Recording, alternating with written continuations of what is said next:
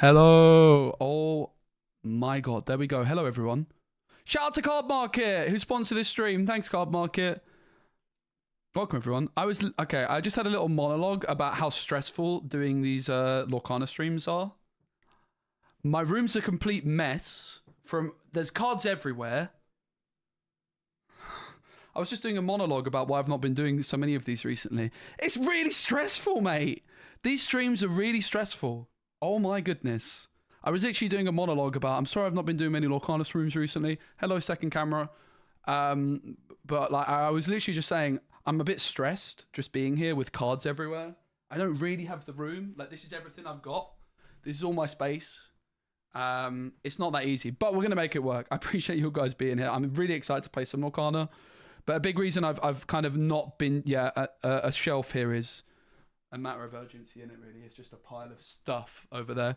But I'm even then, I'm going to be very limited on space. But getting a shelf is a very good bit of advice. Don't be stressed. Thank you. Good idea. I've got some decaf coffee. I've got some water. I'm very excited to be here, I have to say. But, oh my God, my anxiety, I don't get anxious when I'm streaming, usually. But my anxiety levels currently are quite through the roof. And I think that's just caused by the fact that there's cards everywhere. I'm missing cards. That's why I've not been doing so many recently. I just don't really have the space for it. And I've been a bit overwhelmed by trying to make physical card game content from my bedroom. A little bit. It's all good. I'm happy to be here. Very happy to be here. I'm in the process of, things are going well in the right direction, where I'm hoping within the next couple of months I can get my own place where I'll have more space to operate in. Hopefully, I think what I'm really looking for at the moment is I'm looking to move to a new area where there is a card shop near me which has like a recording kind of studio and that sort of thing. Yeah, I mean my collection is organized. The problem is like, it's quite a lot of cards, mate. You know, like there simply isn't the space. You know, and doing these streams, I've got camera, headphones. I've got dice over to the side. I've got 3 deck boxes over to the side. My room's just like a complete disaster. As much as I've tried to stay on top of it, and I've done very well to stay on top of it, but alas, and breathe. You can tell I'm stressed, can't you? You can tell I'm a bit stressed. But I'm chilling, man. It's good to see you guys. Hope everyone's well. I've really been enjoying Lorcana. I definitely enjoy taking a bit of a break from it as well. I have to say, I've been doing content full time for 4 years now, and I've very much learnt my lesson that it's very easy to overdo things. And if I'm feeling like just my first stream back, you can already see my anxiety and that sort of thing. Just breathe. But you can see why I've had a bit of a break from it. I think already you can see that I've been a bit anxious about the bedroom streams. The other thing is about these bedroom streams for Lorcana is the Pixelborn Connect stuff where you're just queuing into people you don't know. That's like a whole other element of anxiety, right? But I'm chilling, man. I'm doing good. I've really been enjoying Disney Lorcana from what I have been playing of it recently. Looking forward to the new set and basically just working really hard to improve things for the future, get myself a more stable footing, get my own place. I'm 28. I'm going to be 30 next year, guys. So it's very much time I get my own place. And yeah, that's basically my goal. I think for the next, my big goal in life right now is to have my own recording studio of some sort, whether that's just a separate room. At the moment, I've got a bedroom and an office, and it's all, I'm making it work. When I've been streaming some digital card games this month, and it's been fine. But as soon as you add in the cards, the card sleeves, like behind my PC here is my windowsill, and it's just filled with stuff.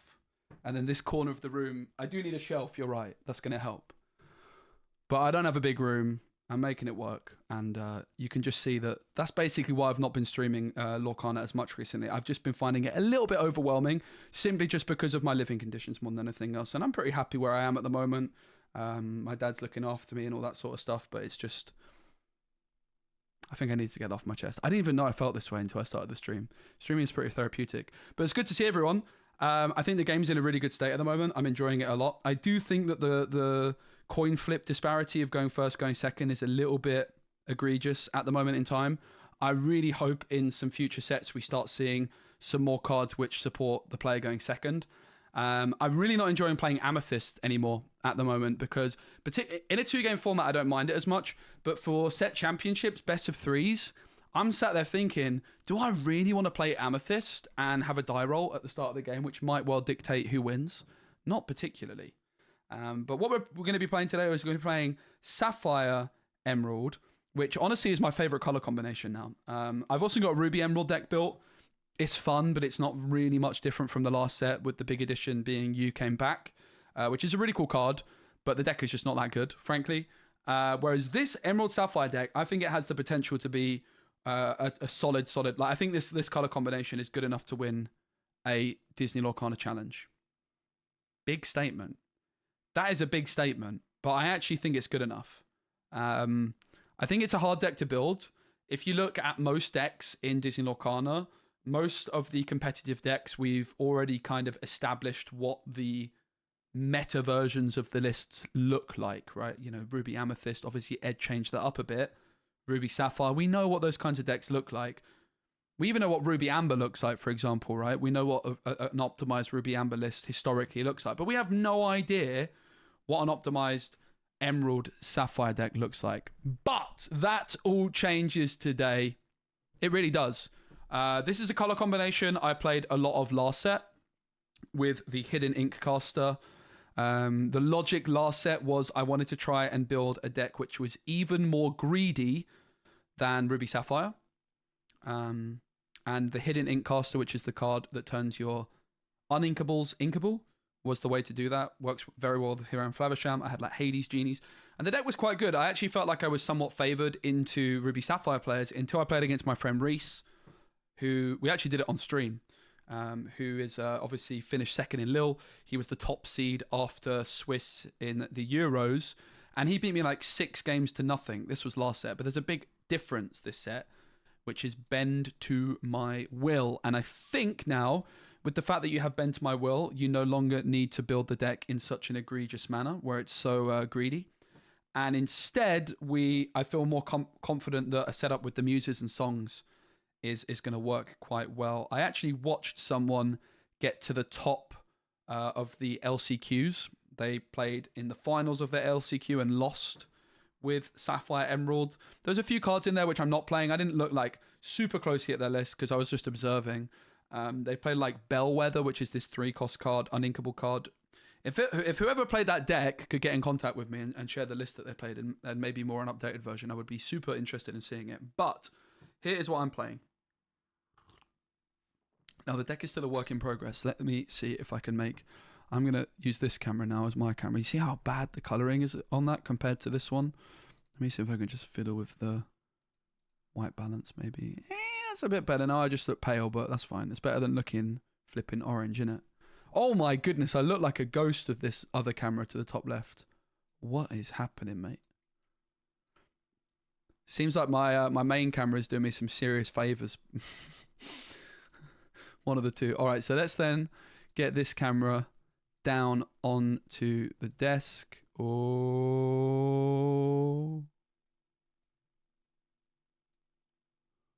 We might need to fiddle with this a wee bit. It's already not liking it. It's already busted. It's not quite working properly here. That is not working properly.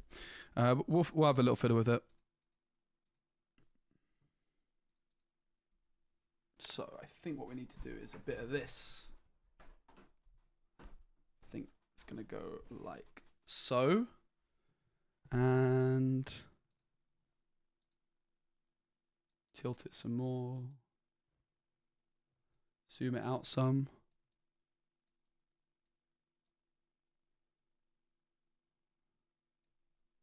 Tilt it a little bit more. Not that much.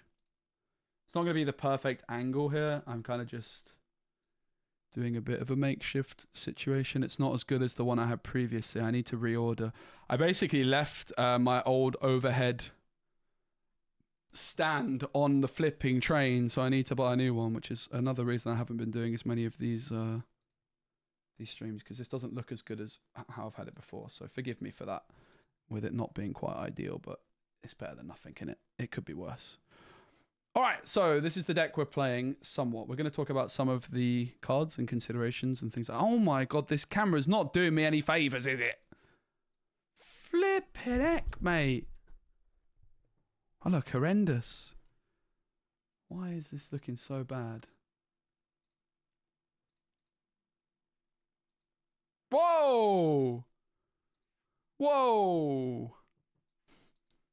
Now I look like I'm a flipping...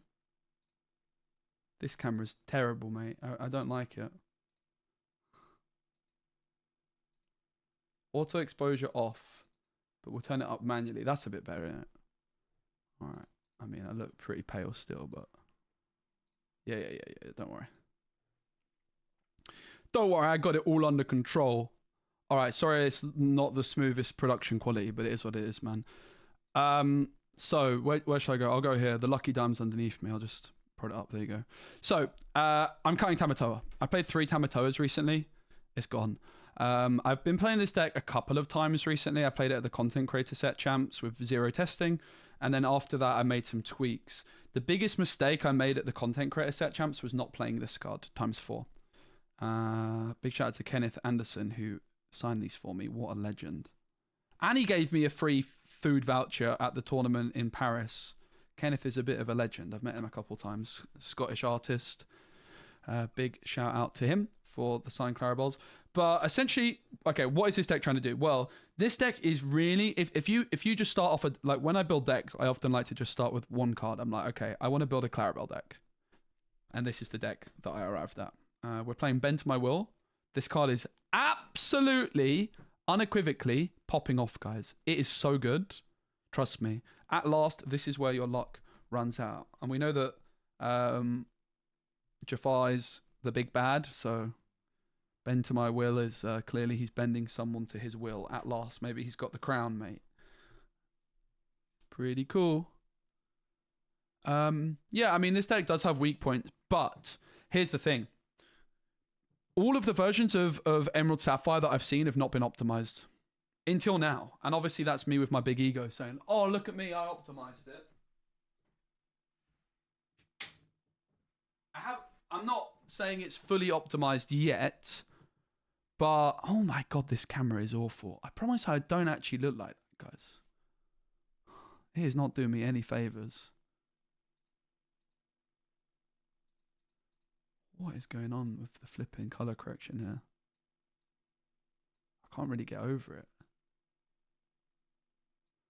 Whatever. Whatever. So most of the list that I've seen, I've not been entirely impressed by. Now, this deck has some big strengths, which is that it can ramp up a lot.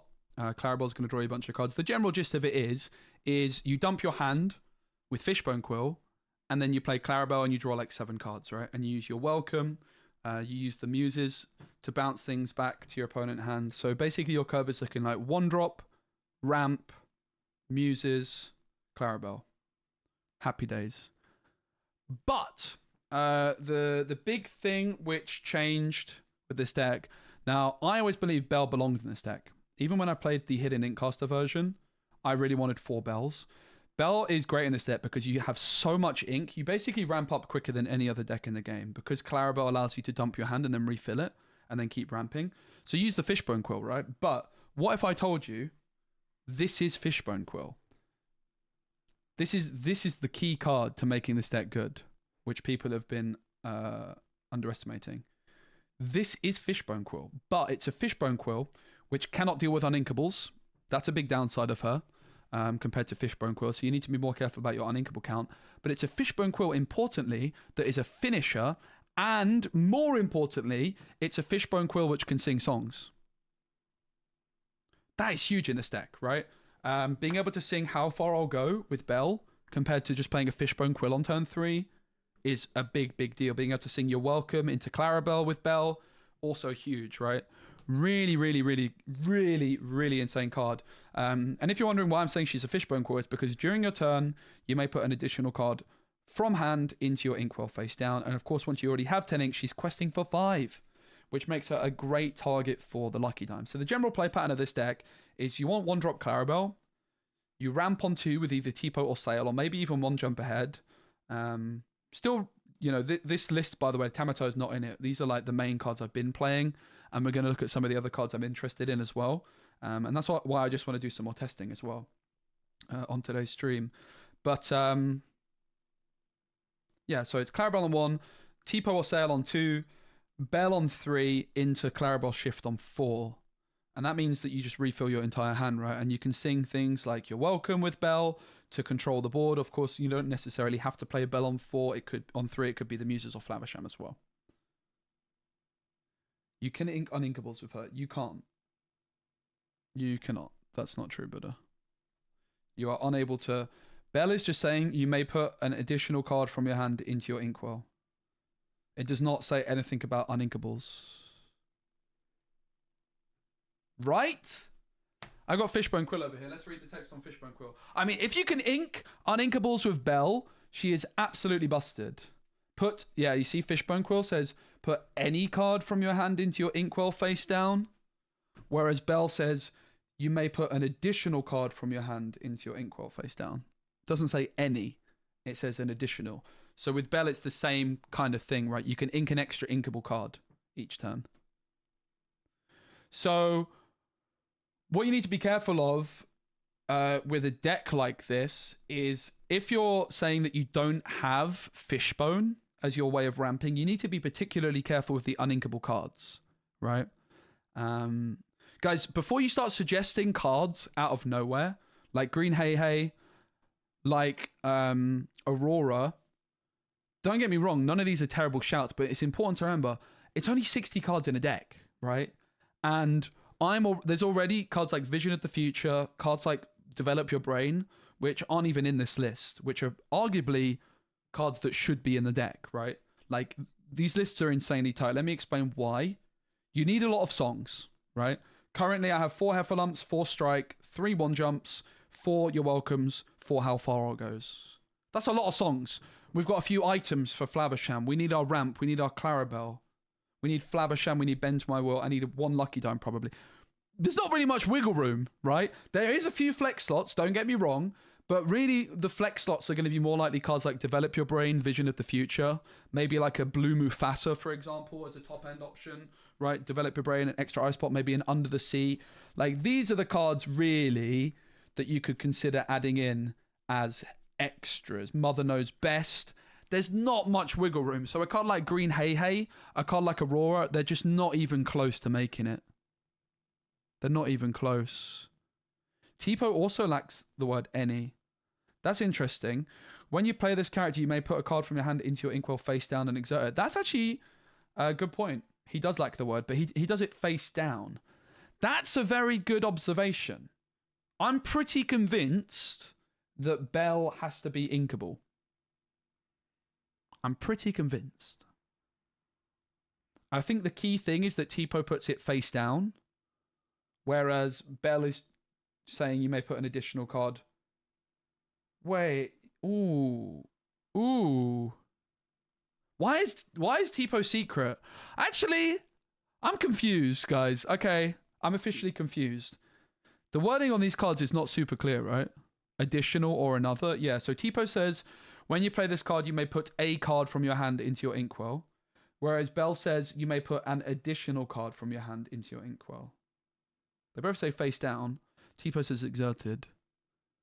In the German version, Tipo says any. Interesting.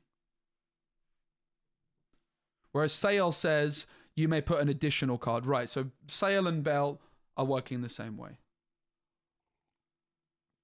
Yeah, additional is the clear word. Oh my god, I'm drinking decaf coffee and it's absolutely brilliant. Why do I not do this more often? I love coffee, but I drink too much of it too late in the day. So there really isn't much flex room. Now, let me tell you why these cards I believe that we have auto-include. Right? So, where do we start off with? Well, let's start off with the Muses and all the songs. You could play Under the Sea, and this is what I tried with the Hidden Inkcaster version of the deck. Just forego the Muses, because a lot of the songs you play are inkable songs. Forego the Muses, and just play Under the Sea as top end, right? Maybe with a few ice blocks. Too greedy. The Muses is super necessary in this fast-paced meta that we have. And actually, truth be told, a lot of the songs are very, very good. Heffalumps and Woozles, a new song for this set, is perfect for this deck because it is a song which replaces itself.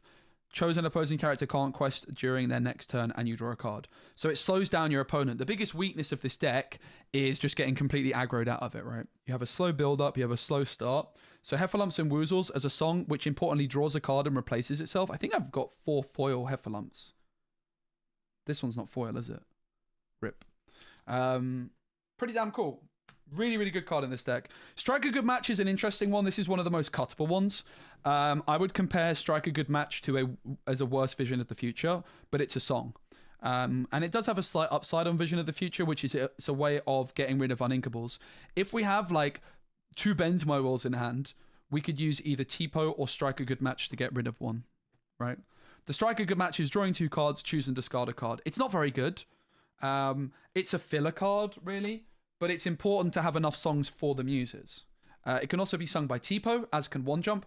One Jump is one of the cards on my radar to potentially cut,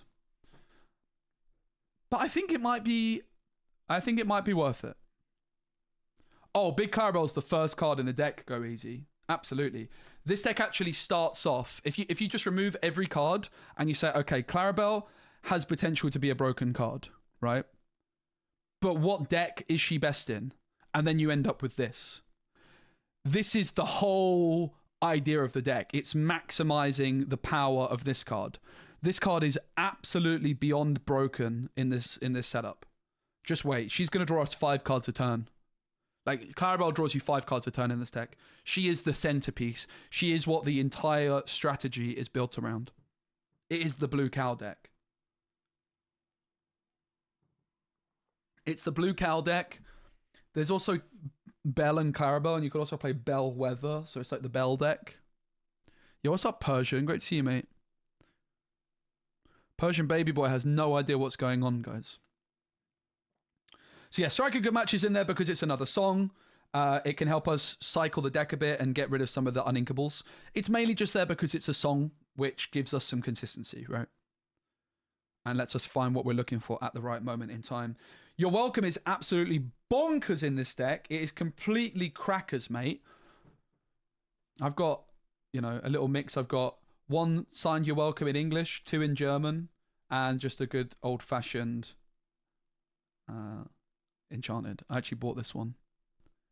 Pretty much go easy, in a way, yes. It's very much turbo inking. So You're Welcome is insane in this deck because... obviously, if you've got the Muses, Bell, Flaversham down on 2, you can sing it very early. You can also sing it with a shifted Clarabelle, and it synergizes so well with Clarabelle. You want to play You're Welcome often the turn that you play Clarabelle. It controls the early board, especially if you go Muses, let's say you go Clarabelle on 1, Tipo on 2, Muses on 3, on 4 you shift Clarabelle, you could potentially sing You're Welcome twice, which would draw you 4 extra cards. 5 extra cards, potentially, right? Because 6 extra cards, potentially. You could bounce back 2 things with the Muses, right? And they draw 4. So you could remove 4 cards from the board with your double You're Welcome song, which is, okay, not going to happen very often, but that's the potential of it, right? Even with just 1 singing song of You're Welcome into Clarabelle shift, you're still drawing 3 cards from Clarabelle. One Jump Ahead is a card which you could... One Jump Ahead is on the radar to remove, actually. The thing is, if you miss ramp on 2 with this deck, you're kind of toast. But you're going to see it in action. You're going to see it. We're going to get there. I'm not in a rush today. I'm relaxing. I'm chilling. I've already streamed this deck from my set championships, but I'm tweaking the list since. And I also have some recorded footage from the content creator set champs where I played a similar list. And I'm going to post later this week a video with like all the 3 versions and kind of do a video talking about deck building process and how I optimized the list. Because I think that's quite, you can see the progression of the list from tournament to tournament. Usually I would not prep at a tournament. I would prep at home and practice. I just haven't had any opportunities really to play when I haven't been at tournaments. And I kind of think it's quite fun to just play test at a tournament. I wouldn't recommend it, but I kind of back myself enough. The problem is in a tournament, after a game or 2, I was like, oh, I recognize what I need to change, but then you kind of stuck with it for the rest of the tournament, right? Rules of Villainy streamed their set champs and played this deck. Hunter played this deck. I lost. With no Hiram or Bell or Tamatoa, he played set 1 Genie and the new... Yeah, sure. It's a huge mistake. I've cut Tamatoa, by the way. Tamatoa's out. So obviously I've got a pretty big ego when it comes to deck building. Let's be very clear on that. I don't hide from that. I do know a thing or two about deck building.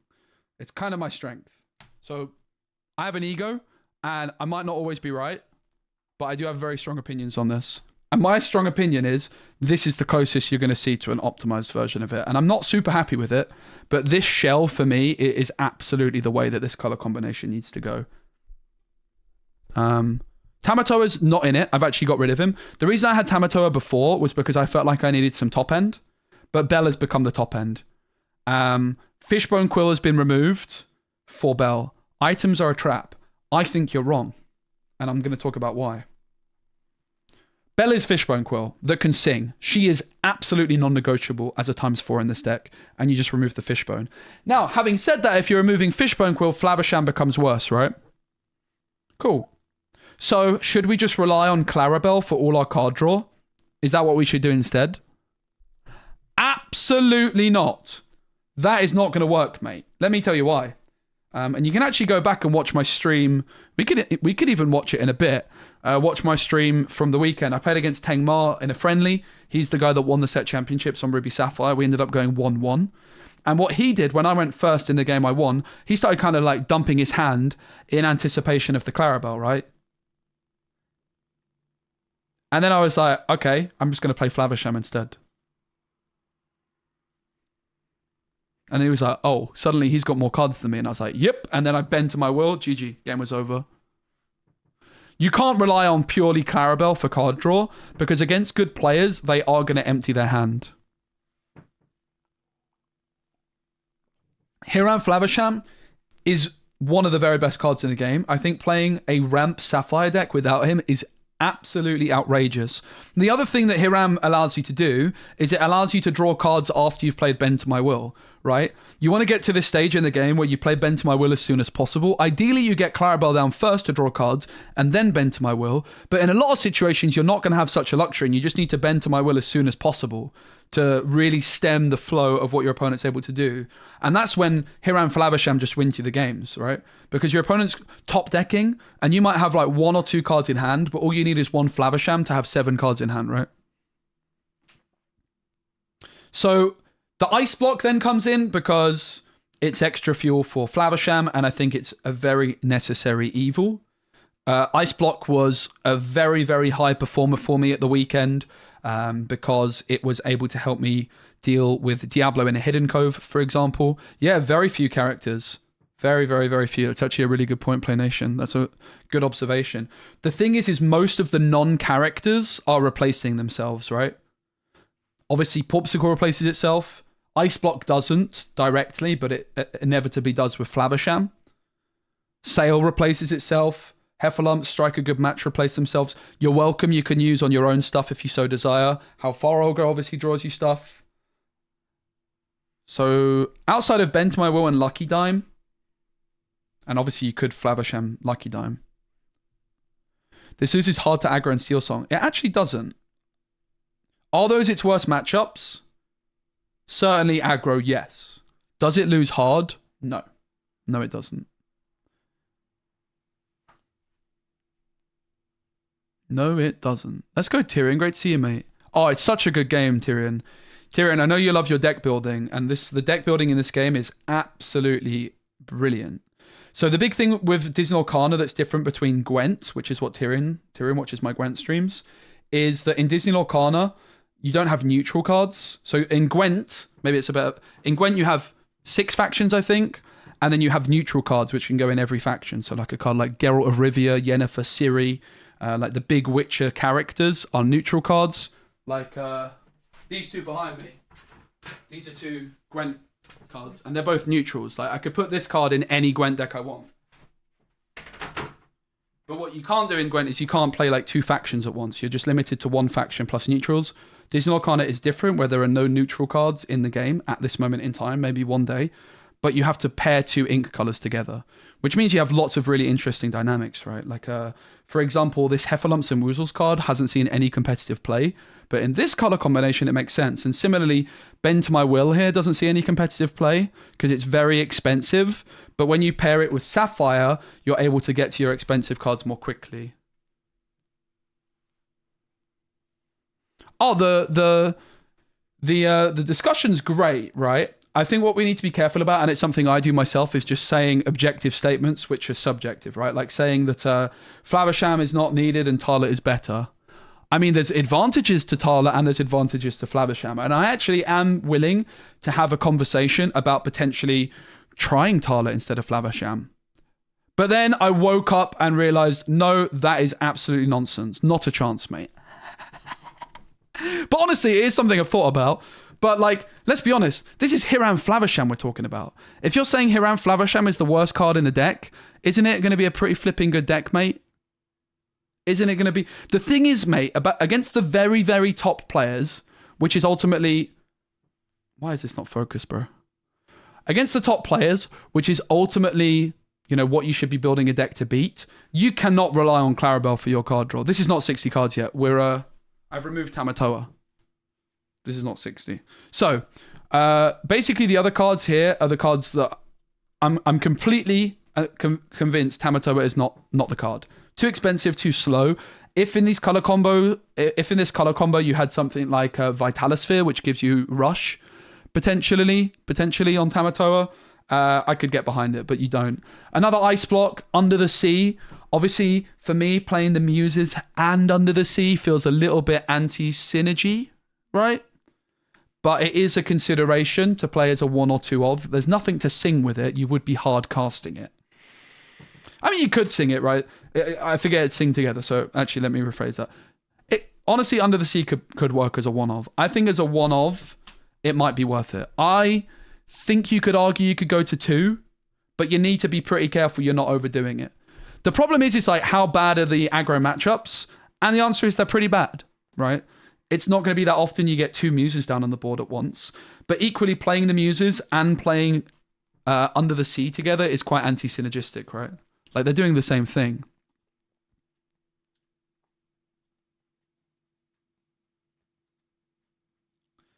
These are the other cards I'm interested in. Develop Your Brain. For me, this is a card similar to Chernobog's Followers and Magic Brooms. When I evaluate it, I look at this card and I'm like, why would I not play 4 of these? You need to have a very good answer to that question if you're not playing 4 Develop Your Brains. And we currently have 0. So that's something I hate about the deck. Where are my 4 Develop Your Brains? These cards are almost as good as Chernobog's Followers and Magic Brooms to me.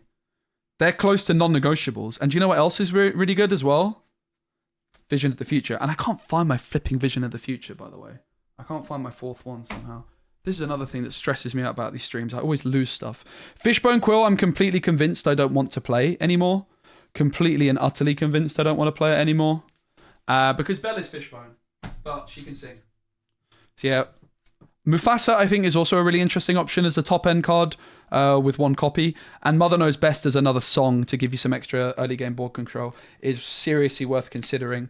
The main downside of Mother Knows Best is you don't have any 3-cost characters to sing with it, so you're singing it with 4 costs. And maybe that's fine.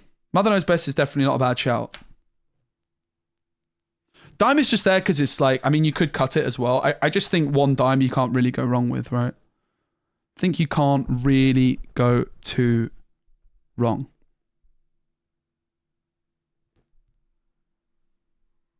Yeah, dime's just good, man. I mean, you could not play it, but even like at the 2 points to turn, the thing with Bell on the board, if you've got a Bell down and dime, like you just, after you go Bend to My Will, you win so quickly, which is also like why you can survive, I think, without Under the Sea. I think in an ideal world, this deck is good enough without Under the Sea, right? You don't want to play Under the Sea. Yeah, but when would I play Kit? I'm ramping. Why do I want to play Kit? I think this is a big thing that people... And again, this comes back to me not really liking a lot of the other versions of this deck I've seen. It's a Sapphire deck. When are you going to play Kit? People have put like Diablo in this color combination. And the deck I saw get to the finals of LCQ had Mary Bell. What's she called? Merryweather? Mary Bell? What's she called? Bellwether? Bellwether. It's like... Why can't? Okay, well, Mufasa's more of a like card. Mufasa is on my radar very much. I haven't actually ever played it, but it's a card I'm very much looking at. The work in progress list I sent is just like a rough version of the kinds of things I'm looking at.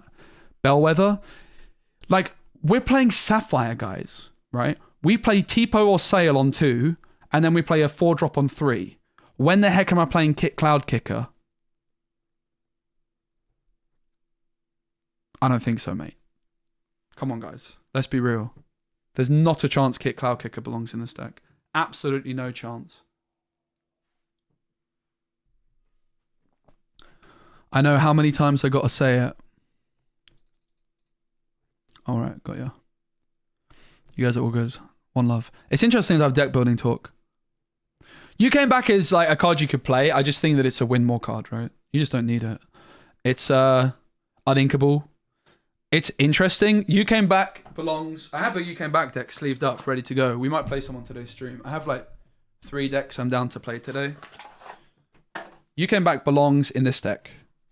The Robin Hood deck. Because you go Robin Hood into You Came Back, right? That's the deck You Came Back belongs in. It's an action. It has big synergy. I don't think this deck's very good for the record, but you can definitely cook with it. Where is it? There we go. Woo! This is a You Came Back deck with big synergy. This deck, You Came Back, it's uninkable. It's cheap. It's not a song. It's not an item. I don't think you can really go for it. I mean, it could work, but... So, we're going to play some games. We're going to actually be playing some games against some of my friends from locals, predominantly, because the Pixelborn Connect ladder gives me a little bit of anxiety. You know? So, yeah. Let's put the deck together. Now, for me, the biggest thing that my deck lacked was Develop Your Brains and Vision. I only have 3 Vision. I think I would actually play 4, but I can't find my flipping 4th one. So we're putting 3 Vision of the Future in the deck, non-negotiable. This card is in the deck. Strike a Good Match was Vision of the Future in earlier builds. I just felt I didn't have enough song cards. Why Vision of the Future? And this is coming in place of Tamatoa, right? Why am I putting Vision of the Future in the deck? The reason is what cost me my 2 games I lost at the weekend at my set championships was I just didn't find the right card at the right time. I was looking for my bend to my will. With Vision of the Future, you could even arguably go down to 2. I still think I would play 3, but you just need what you need when you need it, right? I would play 4 of these, but I don't flipping know where my 4th one is, sadly. I could proxy it. So Vision of the Future's in the deck. Let's actually just say we're playing 4, right? In an optimal version. To be fair, I'll just replace the 4th one with a Develop Your Brain. It's not going to be a huge difference. Because I also think that Develop Your Brain is really good. Like, I just look at this card and I'm like, yeah, that's the kind of card I want in my deck.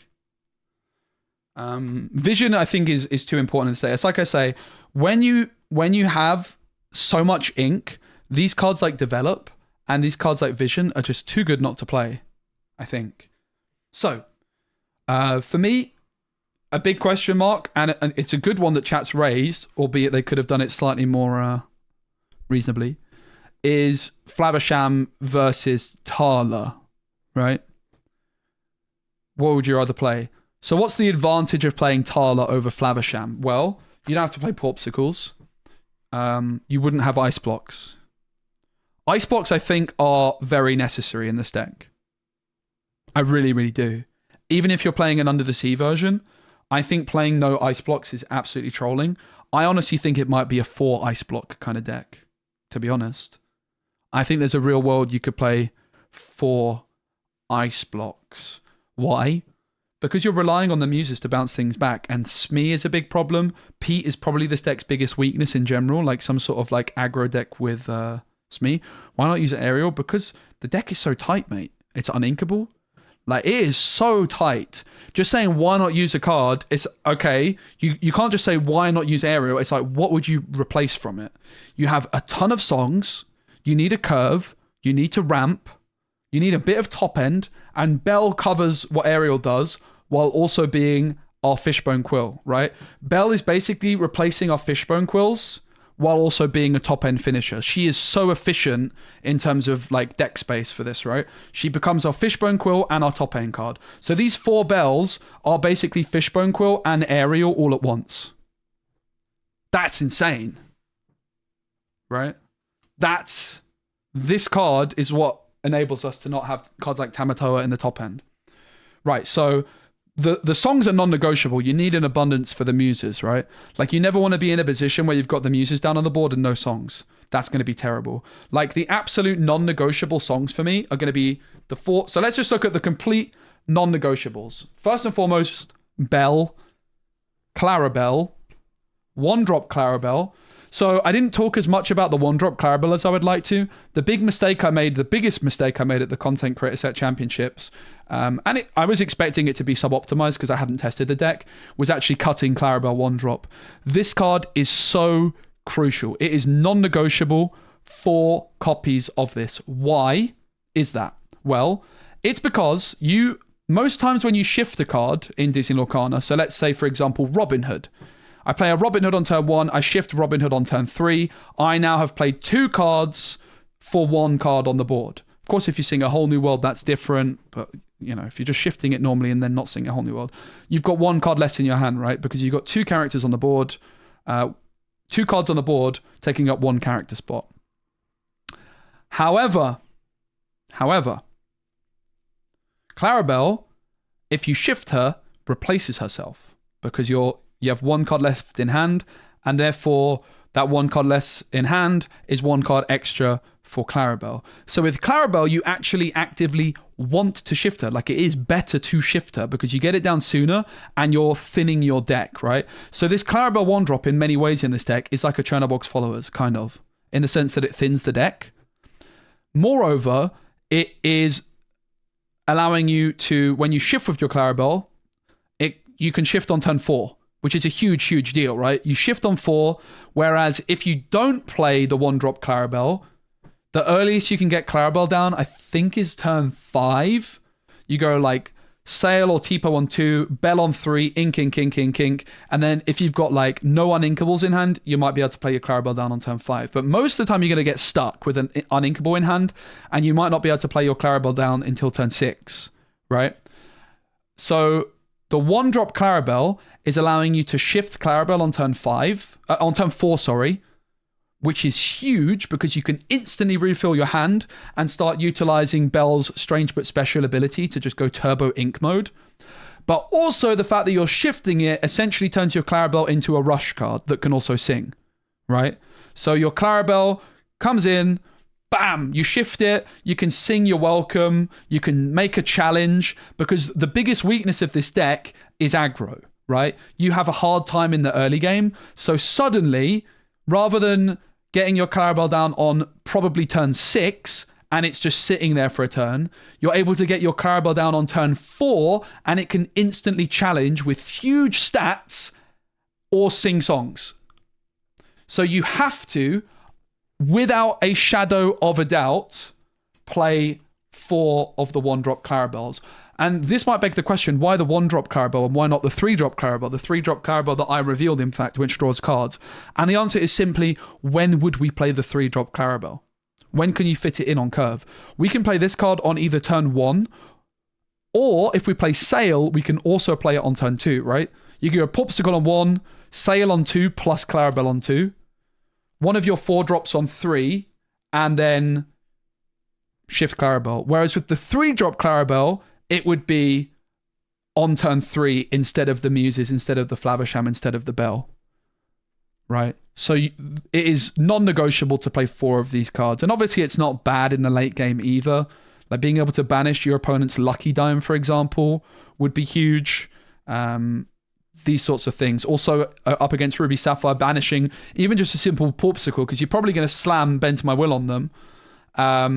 And then being able to like banish a Popsicle, so if they top deck Flaversham, they have no way of recycling their hand, it's going to win you games, right?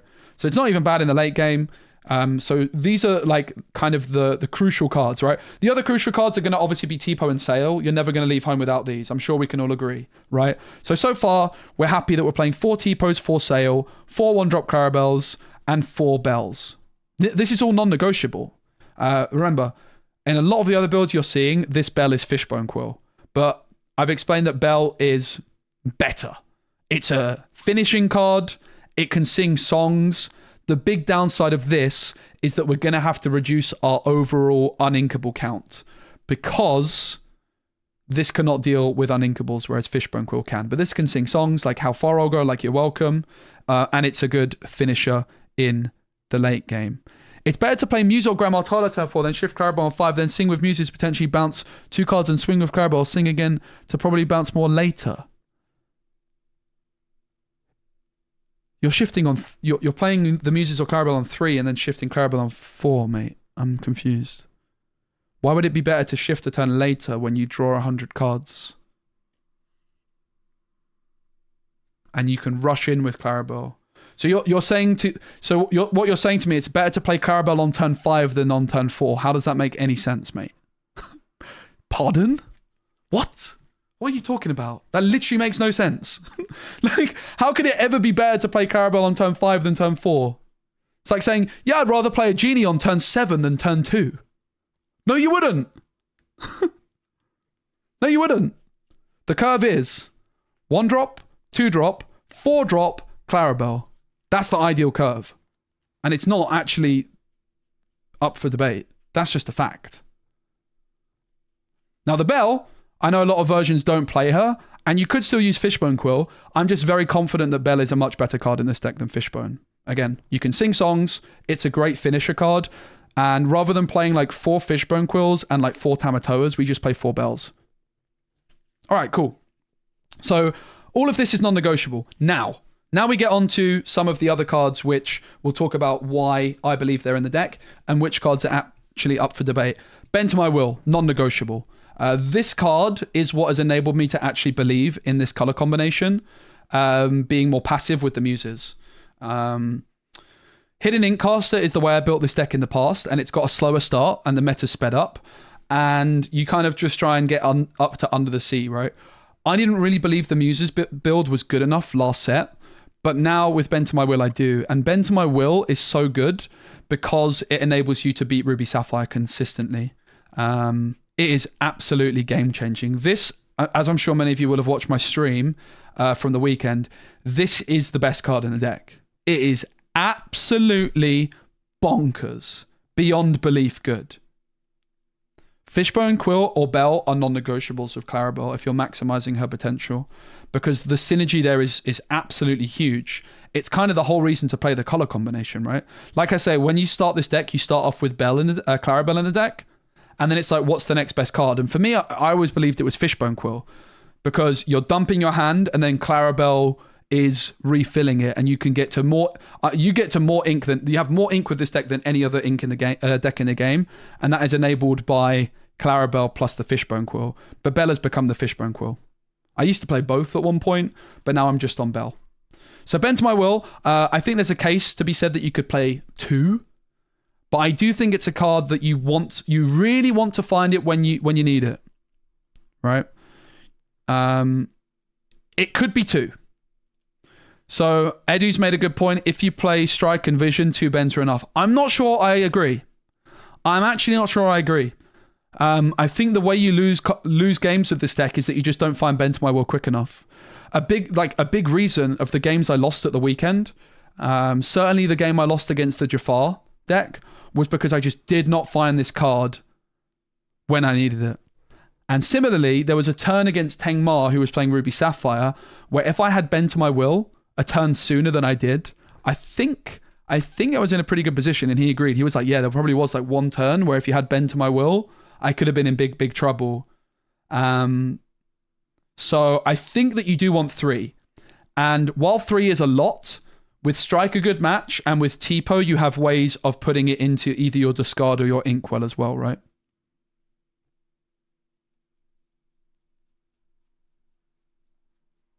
William, do you want to share your deck list? But be prepared for it to be roasted. I am interested in seeing it, though.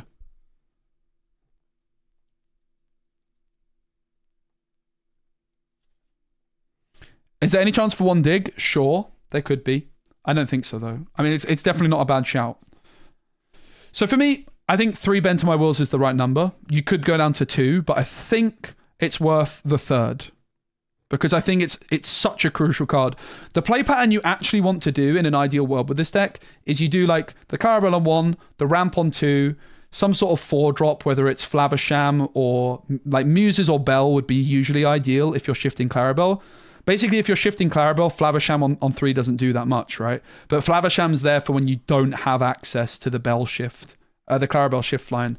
But when you do, you're looking at like Muses on 3, into Clarabelle shift on 4, and then you just want to Bend to My Will as soon as possible, right? You want to like sing your welcome, bounce stuff back with the Muses, bam, Bend to My Will, and then your opponent's stuck at like 4 ink and no cards in hand, and you just win, right? You just win, which is why I don't think you need a big range of top-end cards like Tamatoa. I think Bell is enough top-end, basically.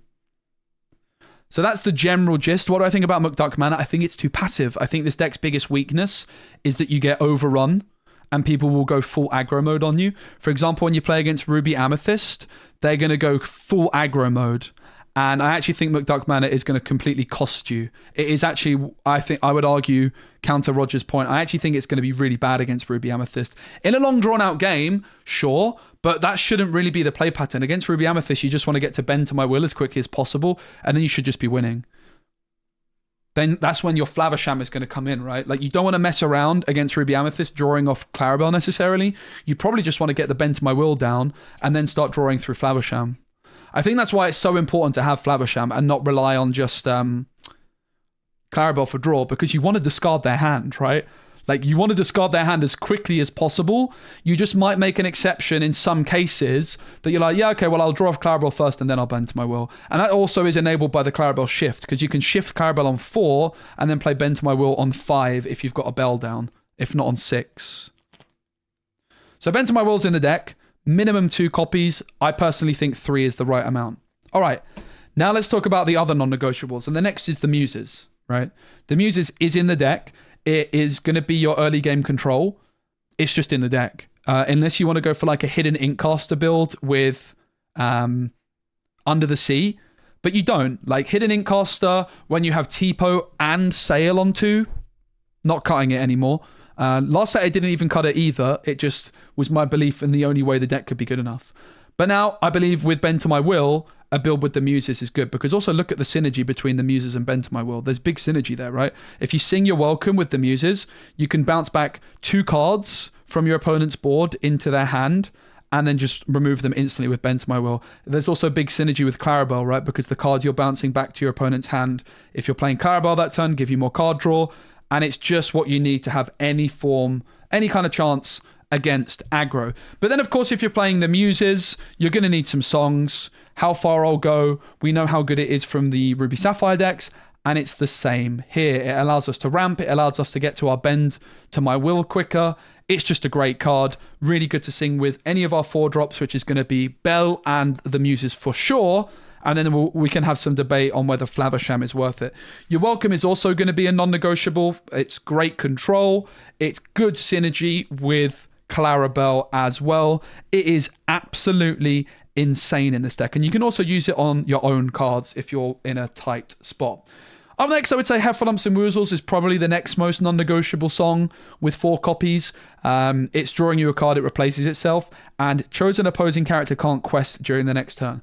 What is this deck's biggest weakness at times? It's to aggro players. So having a way of preventing them from questing, and you can, like with the Heffalumps and Woozles, you stop 2 things questing, right? You bounce 1 back with the Muses, and then you stop it at the other character questing, for example.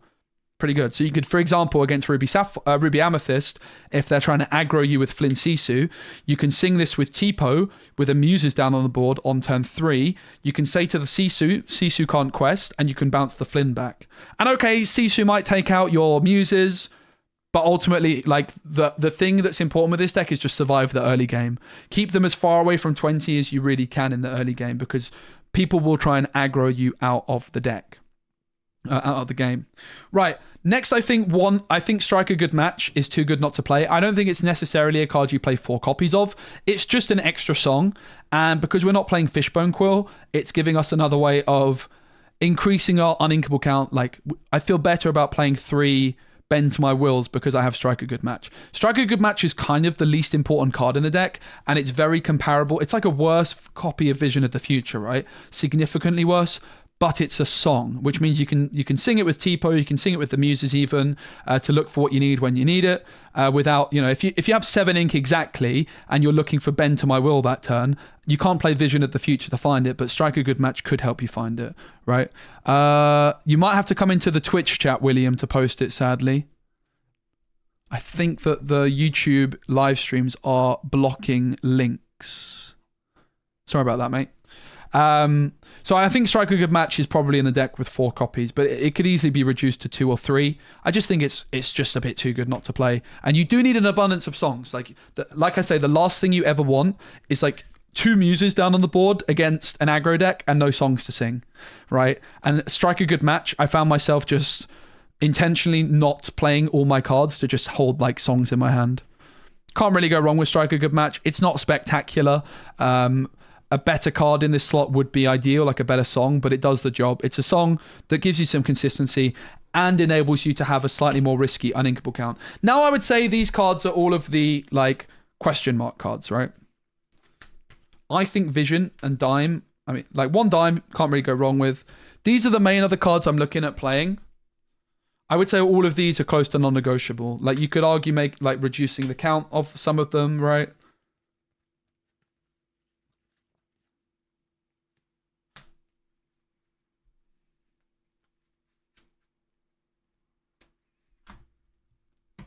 But yeah, all of these other cards, I would never play 2 Blue Facets, only 1. Tamatoa as well, Fishbone Quill. Like, there's some considerations here, right? But most of them, Tala, who I don't have because I'm not going to play her because I'm convinced she's not, right? Is there any other of these cards in here? You Came Back, not really interested in it either. Yeah, so these are the other main considerations. So your non-Hiram list? All right, I'll take a peek at it in a minute. Fishbone Quill, I've already removed from the equation because Bell does that job. Dime is a brick. It's 5 on a Bell, mate. If I have 13 ink, I can go Bell, tap Dime, and tap Dime all in the same turn. Doesn't sound like a brick to me, mate. That sounds pretty flipping good. And by the way, you will have 13 ink quite easily with this deck very quickly as well. It's not going to take you long. So I personally, I think 1 Dime is probably correct. Right? I think 1 Dime is probably correct. So let's talk about Hiram and Tala. The biggest reason to play Hiram Flavisham, obviously it's an insane card. We all know that. But you can't rely on Clarabelle for your card draw. You need something else, right? So with Flavisham, you have 2 ways of drawing cards. You have Clarabelle, and then against someone that's dumping their hand, you have Flavisham. Happy days, right? Added to that, I think you need Ice Block. Ice Block plus the Muses is going to be necessary against things like Mr. Smee. It's going to be necessary for things like Calhoun, potentially. Diablo in a Hidden Cove, which came up for me at the weekend. I don't think you can play this color combination without Ice Blocks. Even with the Under the Sea, I just don't think you can. Your biggest weakness is getting run over by decks and them out-questing you. So if you're suddenly not able to bounce something back with the Muses, I think it's a really, really bad spot. So for me, Ice Block is in the deck. It's 2 to 4 copies. I actually have a feeling it might be 4 because you don't necessarily want to keep this in your mulligan, but you're still like, don't mind drawing into more, right? Because of Flavisham. So I think you need at least, I would never not play 2 Ice Blocks. Like, you're just going to lose without Ice Blocks. And then, okay, it's like, okay, well, you can't really go wrong with Porpsicle's Flavisham either, right? Like, you just can't go wrong with this package of cards. Flavisham is way too good not to play. I think it's absolutely crackers to even consider not playing Flavisham. Like, it's and this comes back to my point. A lot of the blue-green decks I've seen, I just have not been impressed with the setups. How could you not play Flavisham? Do you know how broken this card is? This card is absolutely crackers, mate. Flaversham's in the deck. I think it's a non-negotiable. I mean, you could make an argument to not play him, but then you wouldn't play ice blocks. That doesn't sound very good, mate. Playing no ice blocks with the Muses as your main control tool sounds like you're just going to get wrecked by Diablo in a Cove. Sounds like you're just going to get wrecked by Smeeze. Right? Yeah, Mother Knows Best is I think it's on my desk as a serious consideration. It's not, it's over here. But it is, Mother Knows Best is one of the cards absolutely on my radar. For sure. The problem with Mother Knows Best is it's uninkable. And it is, we don't have any 3-cost cards to sing with it, but it's probably fine singing with 4 costs. I think Mother Knows Best probably could be in the deck. Yo, Dinkan fan, what's up? Hiram is bad everywhere. Yeah, mate. Hiram never sees play in any other Sapphire deck, does he?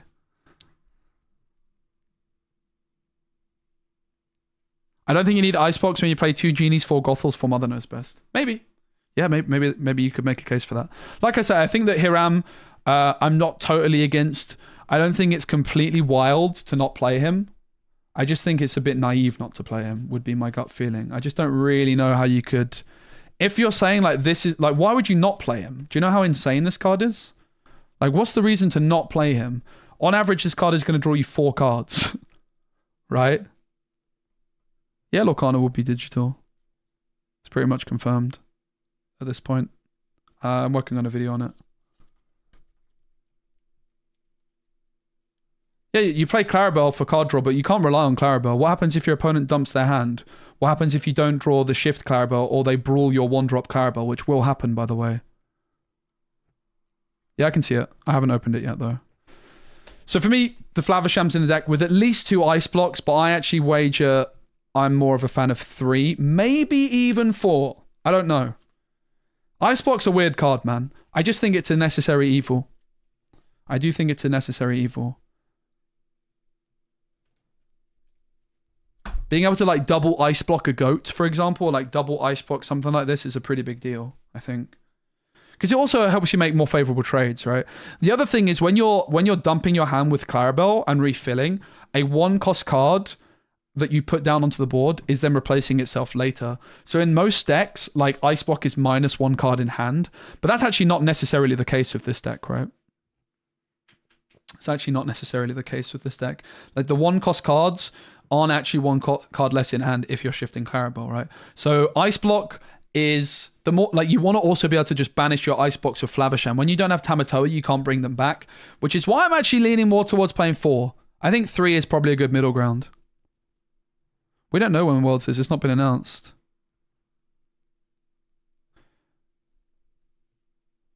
All right, so where does that leave us in terms of card count? Let's check. We have 4. If we just put 4 ice blocks in as well for now, because like I say, I think the music, I think like the Strike a Good Match and the ice block are the main 2 you could look at reducing the count of. 4. You don't want your deck trying to do too many things. Yeah. Prince John doesn't really make sense in this deck, I think. It's too cheap. Like, you're ramping. You don't want to play Prince John on 3. In most Prince John decks, Prince John on 3 is going to be great. With this deck, you don't want to play Prince John on 3. That's rubbish. We don't have Fishbone. Fishbone is not in the deck. So it's actually really important that our uninkable count is low. And I think it's at about 12 right now. It's really crucial to keep it low because we're playing Bell instead of Fishbone. We're not playing Fishbone. This is our Fishbone. Having said that, we do have Tipo and Strike a Good Match, which are ways of getting rid of uninkables. Right, so we have 4 Flavershams, we have 4 Popsicles, 4 Ice Blocks. Again, the Ice Blocks are one of the cards we could reduce the count of. I just think it makes sense to put 4 copies of cards in at this stage because we're building the shell, right? We're not building like the super optimized 60. We're just saying these are the cards we want to be playing, and then we can kind of tweak the numbers from there. So yeah, we've got 4, 4, that's 12. 4 Striker Good Match, 16. Heffalumps and Woozles, 20. You're Welcome, 24. How Far Goal, 28. The Muses, 32. Bend to My Will, we're only on 3, which is 35. 39 from Sale, 43 from Tipo, 47 Clarabelle, 51 Clarabelle, 55 Bell. We have 55 cards in the deck. Right? So we don't have much room. And like I said, I think you have to play Vision of the Future. Because you just when you need a certain card, you really need it badly, right? Like, you really need Bend to My Will at the moment. I somehow only have flipping 3 of them. I misplaced one. I always do this, don't I? I always lose cards, mate. So what I'll probably do is I'll just put one in a flipping sleeve upside down or something. I'll just Tamatoa can become Bend to My Will. Can become Vision. I don't know what I've done with my other Vision, mate. I couldn't find it. Fuming. Oh, messy bugger. Is it in here somewhere? I don't think so. I don't think there's any cards in here. Oh, there are some. Grandma Tyler. No, it's not in there. I don't know where it is, mate. Like, I think some amount of develop your brains and visions are just good. Like, how could you not play this card? Do you know how broken this card is? Thought I saw it in that stack. Oh, I don't think so, mate. I think you just baited me to pull out the same stack. Pretty sure it's not in here. I think you just baited me, mate. No, I think we'll play 1 dime. I think 1 dime is probably worth it. Oh.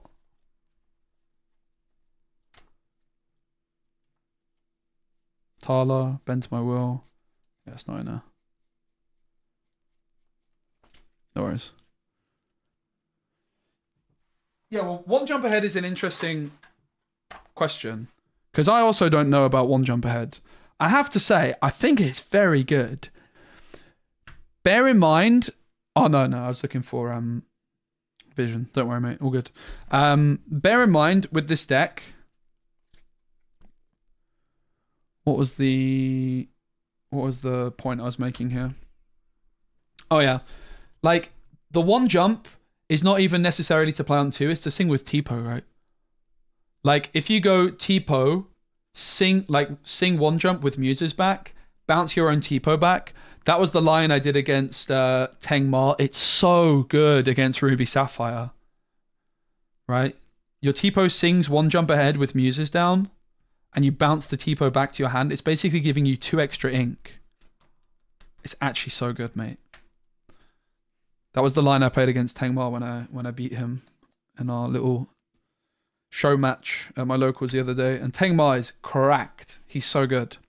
So yeah, I think Vision, 4 copies. That means we're at 59 cards, mate. I think you play 1 lucky dime. There's a chance you don't. There is a chance you could play without dime. I just think it's good. I also think a blue Fassa might be good. I think the 1 jump aheads are good. I think Mother Knows Best is good. But you can start to see, I think Develop Your Brains are good. You can start to see why I can't entertain the idea of playing cards like Flippin', Bellwether, and Cloud Kicker, and Aurora. You get me? I think Mother Knows Best is great too. I really, really do. I am worried about the uninkable count. I think it's a great card. I think it's one of the biggest considerations. So we can now look back at the deck, because this is currently 60, and think, okay, what could we cut, right? And I think you could make a strong argument to say 4 ice blocks. Is that really necessary? Is that really necessary? Maybe it is. Because I don't know you necessarily want to even keep ice blocks in the mulligan, because you want to like dig for your ramp, right? I think 4 ice blocks is a bit excessive. I would not go below 3, because the thing is, without Tamatoa, you are going to be getting rid of these ice blocks. 4 sounds like a lot. I have to say, 4 sounds like a lot. It really does. But I think it's really crucial. I think it's really, really crucial. Imagine your opponent plays Gantu against you and you've got 2 ice blocks. Oh my god, you're going to feel on top of the world, mate. You know what I mean? Like, you're going to Flavisham some of these away. So it's not like you really play 4 ice blocks. It's more like you play 3 ice blocks and 1 for Flavisham. You know what I mean? You definitely need ice blocks, for sure. 4 is a lot. I kind of want to test with 4. I've been playing 3, by the way, for what it's worth. I've been playing 3. But I also had Tamatoa. So I think I want to play 4 ice blocks. For now. I think I want to play 4 strike a good match for now. I kind of want to play 4 of everything, to be honest. When I'm testing, I like testing 4 of everything. I'll make an exception. 1 dime and 3 Bend to My Will. Yeah, we have how far I'll go. So the cards which I definitely don't like leaving out entirely are going to be 1 jump aheads. I think 2 could be good. I really, really do. Because it also gives you some extra consistency in finding ramp. Honestly, not playing 2 1 jump aheads seems kind of troll. It's a song, so it's not even bad in the late game with muses. Nah, Tamatoa is not in the deck. I'm completely convinced I don't want Tamatoa. He was the worst performer of the deck by far over the weekend. He was absolutely rubbish. He sucked. I'm not playing him. He's too slow. I would love Develop Your Brains. Some amount of Develop Your Brains. I would like 4 Develop Your Brains, to tell you the truth. I think playing no Develop Your Brains seems a bit outrageous. This card is so bonkers. But we do have good reason, which is that we need a decent amount of items for Flavisham, but moreover, we need a bunch of songs for the muses. And this is not a song, right? We already have, hopefully, enough dig with Striker. Basically, Striker good matches Develop Your Brain in this deck. Right? They are similar cards, to be fair. They are very similar cards. So we're playing Strike a Good Match instead of Develop Your Brain. That's our reasoning for not playing that. And I think that's actually, when you phrase it like that, I don't feel so bad that I'm not playing this card. But we're still playing Vision. Strike a Good Match is not Vision, it's Develop Your Brain. Now, the other cards. Tamatoa is too slow. I think Under the Sea...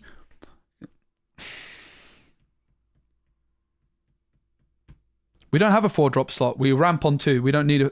We play 12 4-drops. They are our 3-drops. Turn 3 is a 4-drop, which also comes back to probably needing at least a couple of 1-jumps, I think. So what we could do is we could remove 1 ice block and we could remove 1 Strike a Good Match, because I think those are 2 of the negotiables to fit in 2 1-jumps, right? We could do something like that. Wouldn't be totally against that. And suddenly we have 10 cards which ramp on 2. Like if we miss Sail and Tipo, at least we have that. Yeah, I think 1-off Under the Sea could be really good. I think a 1-off Mufasa could be really good. I think Mother Knows Best could be really good. I think the biggest thing that's going to happen with this deck is if you don't hit ramp on 2, you're kind of cooked. I think even some of the Ruby Sapphire decks play 1 jump ahead, right? Like a couple copies. And it's good with the muses. I think we should play 2. 10, that means we have 10 cards which ramp on 2. That's quite a lot. 3 ice blocks seems like enough to me. Strike a Good Match. Maybe you could go for 3 vision and 4 Strike a Good Match, but maybe we should do that. Just because I don't have the 4th vision. So we'll play 4 Strike a Good Match, 3 vision for now. So we've cut a vision and we've cut an ice block. I think 1 jump ahead is a bit too good not to play. So let's play some games, shall we? And I am definitely open to testing these other cards. Mother Knows Best, 1 Blue Fassa. I don't think I want a second dime. I could see a 1 of Under the Sea. Before we play some games, let's roast some viewer deck lists. Shout out to Card Market who sponsors the stream. Thanks, Card Market. I appreciate you guys. Let's look at some of the viewer deck lists and tell you why I think my version is better.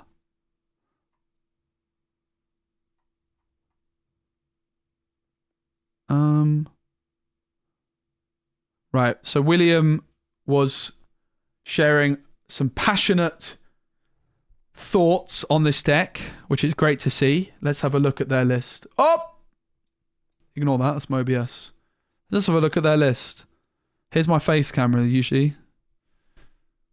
Bear with me. Ba-ba-da. Add existing Razor. There I am. Hello. And we don't need that one, do we? Whoop. Boom. All right, so this is Williams. Shout out to William for playing an unorthodox color combination. So let's talk about what I do and don't like about this deck. What I do like, Clarabelle 1-drop, big Clarabelle. What I also like, Tipo and Sail. Yeah. I actually like all the cards that he's playing here. The thing I don't like is where the heck is the ramp, mate? I think it's a massive mistake not playing Fishbone or Bell. They are beyond strong with Clarabelle. They basically say, like, ink a second card this turn and it replaces itself. I think the big reason to play Clarabelle with Sapphire is because of those ramp cards. I'm sure it can work. I'm sure it can work. But you're just sat wasting so much potential. I think it's important to recognize how broken Belle is in this deck. She is non-negotiable, in my opinion. She's absolutely non-negotiable. Like, the Fishbone Quill, I can see not wanting to play, but not wanting to play Belle, I think, is absolutely outrageous. My deck doesn't lose to aggro immediately either. Is aggro a weakness of it? Oh, absolutely. Most definitely. It's not like your deck is that much better into aggro than mine, right? Okay, you have a Genie, a John Silver, a Mother Gothel. You have some cool stuff that's going to help you against aggro, but I also have more songs, and I can ramp up quicker.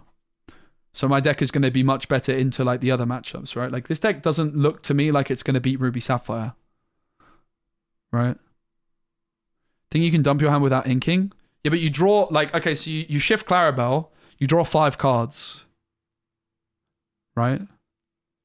Why would you not want to play Belle for 4 ink, which is threatening to quest for 5 the next turn, and also lets you ink a second card and therefore draw another card for free? It makes no sense to me. Why would you not play Belle? You haven't lost to Ruby Sapphire. It doesn't really mean anything. I mean, this approach makes sense. I don't think any of your card choices are bad in here. I just think that not playing Belle is a huge mistake. I genuinely think Belle is like the second best card in this deck behind Clarabelle. I think she's absolutely non-negotiable. Belle is awful into Ruby Sapphire. Did you, okay, let's, all right, we're pulling out the VOD. Let's see how awful Belle was into Ruby Sapphire, shall we, when I played against Tengmar at the weekend, who, again, I'm on record saying best player in the UK. He won our locals. Let's see how awful Belle was. So there's going to be a fair bit of glare in this one. Let's go watch. So I played against Tang. There's a lot of glare because I was not in my usual setup on my locals here. Let's watch both games because I lost game 1 and we'll talk about why. Can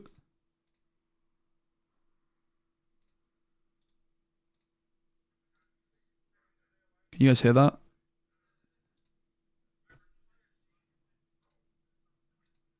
You're probably going to hear some questionable things in the background from my locals. Okay, so game 1, like, you can kind of see what's happened. I played Popsicle on 1. I'll rewind it slightly. So, Teng played Tipo on 2. I played Tipo on 2. I'm going second in game 1 here. I actually won the die roll, but wanted to go second because I thought it was more interesting to test the deck going second. We ended up just playing a 2-game because Teng was already in the finals, but the other semi-final, which Baker was playing in, was still ongoing. Yeah, the glare was a bit of a nightmare, unfortunately. Once the shutters of the store went down and we lost the natural daylight, I just wasn't in my usual spot. They're doing some renovation works at their other store, so I usually have my own little room with better lighting, but yeah, that's why the glare unfortunately got pretty bad during the stream. It is what it is. So I T-Po'd on 2. I Muses on 3. Happy days, right? We're all good. Like, this is the main line. But look at this. I get to sing 1 jump with T-Po, and rather than bouncing one of Teng's cards back, I bounce my T-Po back. Easy. Yeah, he likes that. He likes that. So why am I bouncing my own T-Po back? Well, it's because in this matchup, it's like a battle of... it's like a long game, right? This is a control matchup in many ways. He's playing a control deck. I'm playing like a very greedy deck. So I want, like, rather than him having a T-Po in hand, which he can just ink, I get to have a T-Po in my hand, which I can ink, right? Like the T-Po 1-2 on the board does very, very little. So I'm able to bounce it back to my own hand. He sings How Far I Go with Tala. Oh. Language. Flipping Reese, man. And he plays Sail. He does some more inking. I got Muses down on the board. So obviously he can't brawl it. So he inks Brawl. And then 4 for a Hiram. Flavisham draws a couple of cards. Right. So Flaversham's come through, done him a good job, but I can potentially bounce that Flaversham back into hand. I've got another one jump in hand. I've got the how far I'll go. But this one jump ahead that I played means that I have the Tipo in hand and an extra ink to play with, right? How important is that? I mean, I don't know if it's that important at this moment in time. I have the option of hard casting how far I'll go if I really desire as well. That is an option. Definitely, like, bear in mind, I'm probably not playing super optimally. Like, I don't have many reps with this deck. I'm very much learning on the job. Like, this is my first time playing this matchup against Ruby Sapphire, this set. No, I played against it once in the content creator set champs. I am very much learning on. Yo, Davasek, great to see you, my friend. Hope you well. So I go for Tipo to put one jump away. Like, I don't know if that's really correct. I certainly should have sung the how far I'll go first. But, okay, it's because I wanted to bounce the Tipo back immediately again. Kind of makes sense. Yeah, I can see it. Honestly, I don't hate it. I play a Popsicle for one. I play another Popsicle for one. I ink Clarabelle. I play Sail. I draw. Like, maybe I was supposed to bounce back his Flaversham, right? Like, I'm not really sure I nailed this game. I ink Tipo, but you can already see that, like, for example, a card like Vision of the Future would be pretty good here, right? Like, I have so much ink, but I kind of just need to nuke his hand very, very quickly. Yeah, I'm not convinced I nailed this one. I think probably you're right that I should have bounced his Flaversham back.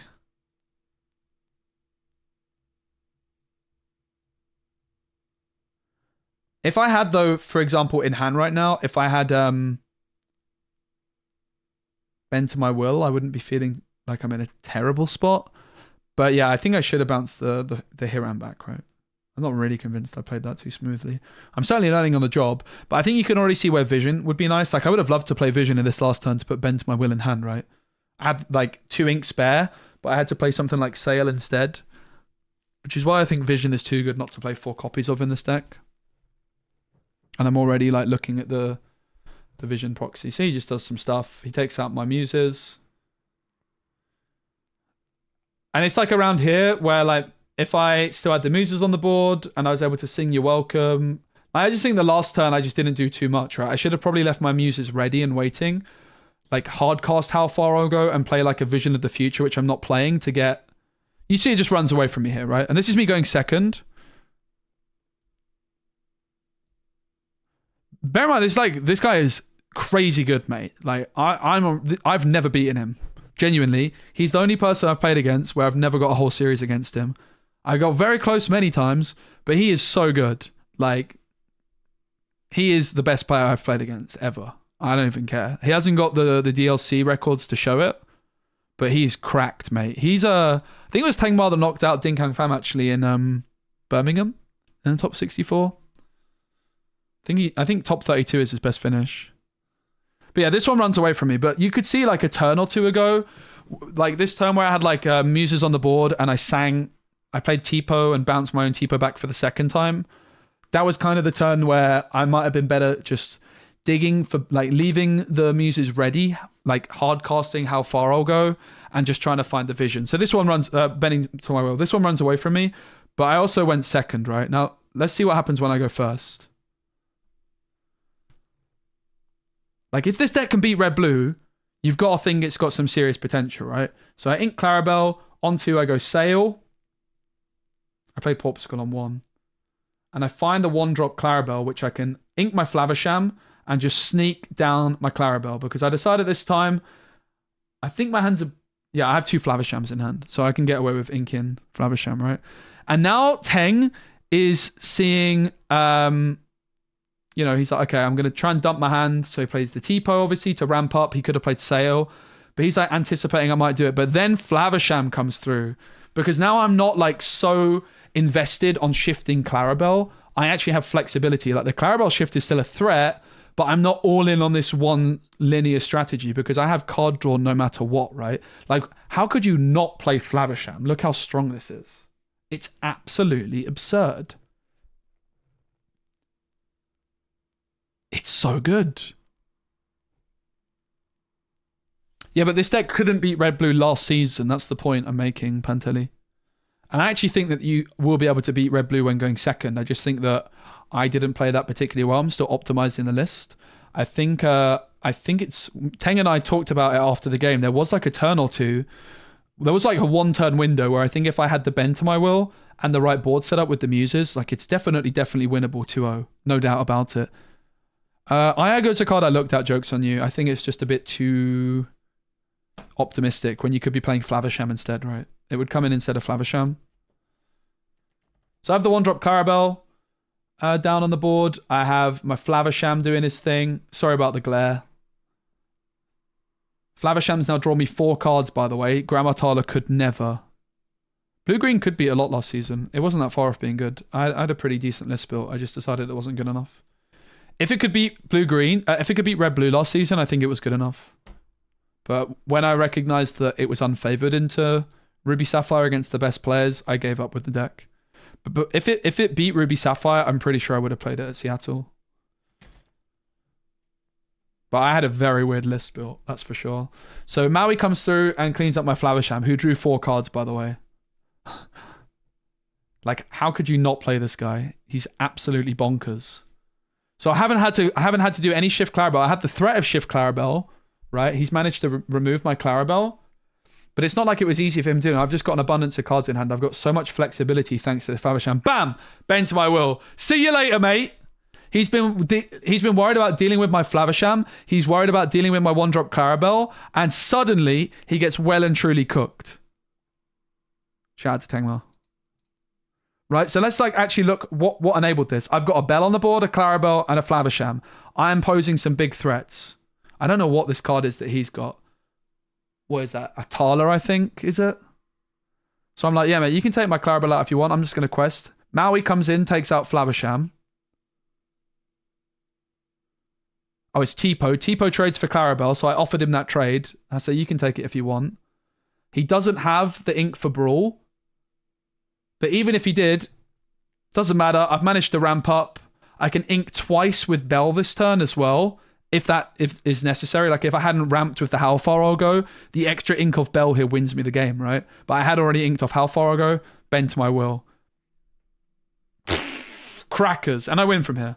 Of course I win from here. Look, how could I not? He has a Maui, no items on the board. What enabled this? It was Flavisham and Bell. I didn't need Clarabelle here. And these are the cards which are being argued within the chat saying I shouldn't play them.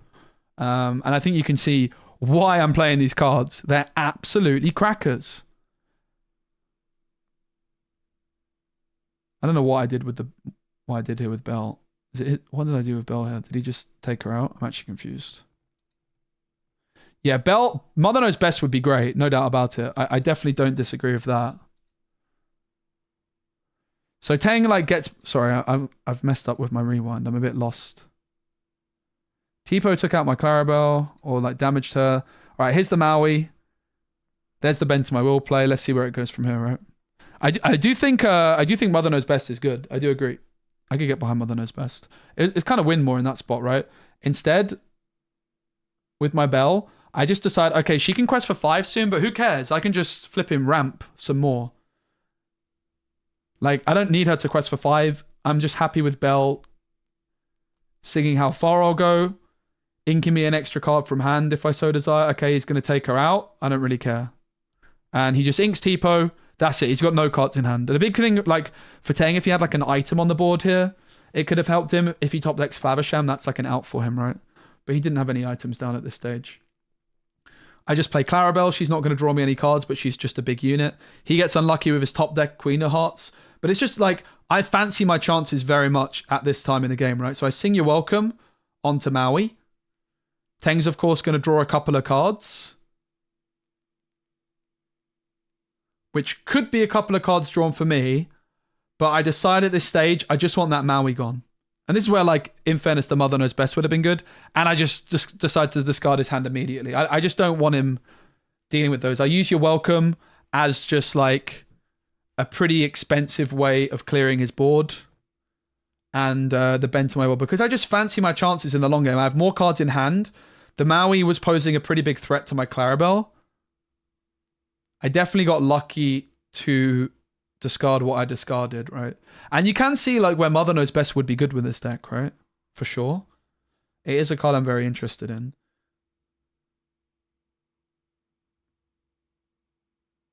So I think do I get rid of the I keep Strike a Good Match and I get rid of the Muses there into my ink. I play Strike a Good Match.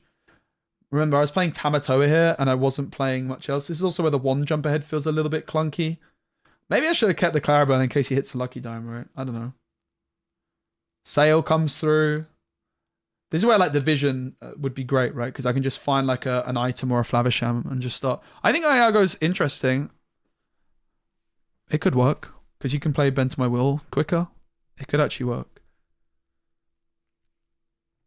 I don't hate it. I just think it's probably a bit too much of a meme on average. But I mean, I've tested it, but I'm not interested in it with the current build. It's uninkable. I've tested it in past builds. I just think Bell, Muses, and Flavisham are all better, and they're all inkable. It's very like uninkable cards in this deck are very, very clunky. If you overdo it anyway. And a lot of the like there's a lot of very good uninkable cards you could look at, right? Like Mufasa, Lucky Dime, One Jumps. So yeah, it's unlucky for Tangy still. This was a misplay by me though. Like exerting my Clarabelle was very greedy. Like I almost cost myself the game here. Bear in mind I'm trying to play mega quick at this point as well. Because we know that the other semi-final is wrapping up. So I definitely make some yeah, Genie's another uninkable you'd like to play. I definitely make some plays because I am literally slamming cards down here because I'm wanting to get it wrapped up. But you see, like, the battle of attrition, I think, is the phrase that people would use to describe what's happening here. I fancy my chances. Am I of the opinion this deck is not toxic? I mean, it has a card which discards your opponent's entire hand.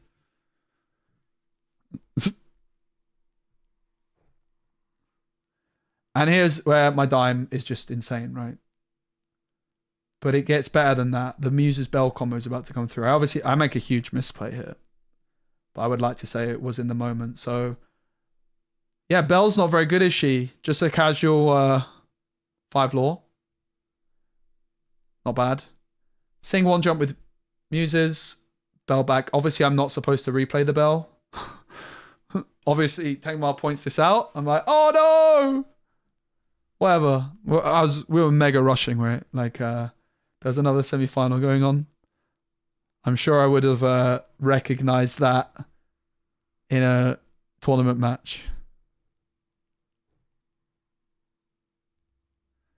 Tengmar does claw his way back into it, but I managed to, despite this misplay, cross the finish line and win. So the key thing, obviously, was the early game, getting the Bend to My Will through.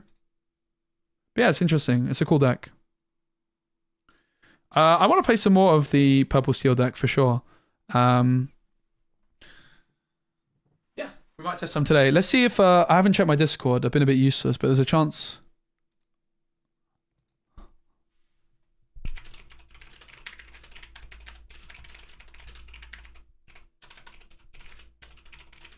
I ended up waffling. Should we play some games? I've got a friend we're going to play against from locals. There's a chance I need to update my Pixelborn Connect because I didn't touch it in about a month. So I surely do.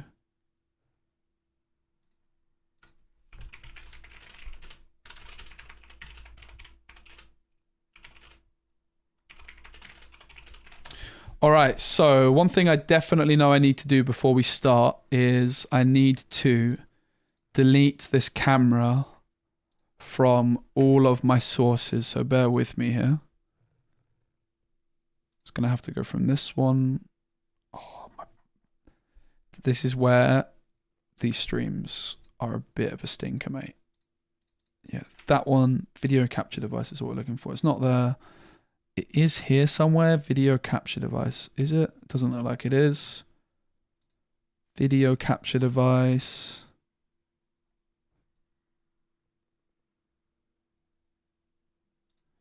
Bear with me, guys. Bear with me.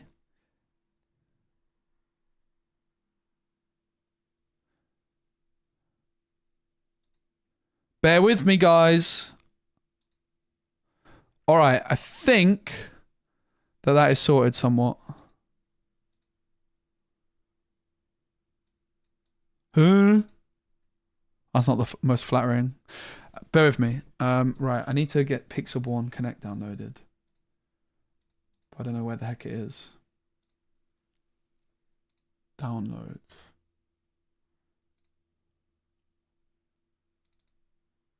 I imagine it's been updated since I last tried to use it. It has! Lo and behold. Shout out to Pavel.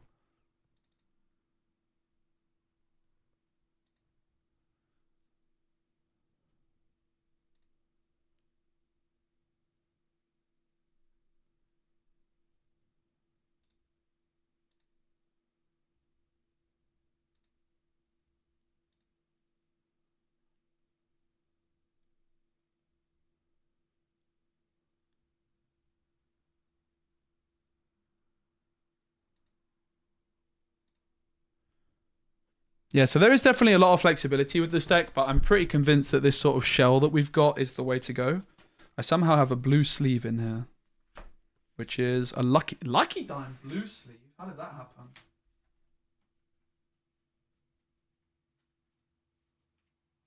I guess I put the wrong, like a different lucky dime in the deck than the one that was in there originally.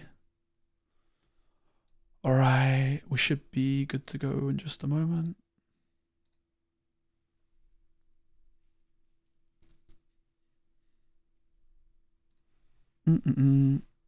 Last thing I need to do is make sure on my task manager my camera's not being picked up elsewhere, because otherwise it's not going to work.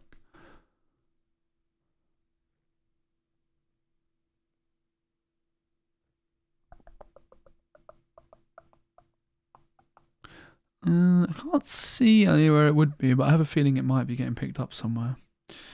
We'll give it a try. My PC needs a bit of a clean, both physically and from a software point of view. But let's see if it's going to all work fine and dandy.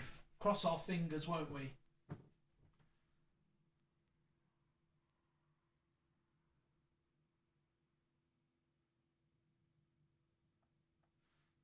We'll cross our fingers, mate. That's all we can do. The moment of truth has arrived. Oh.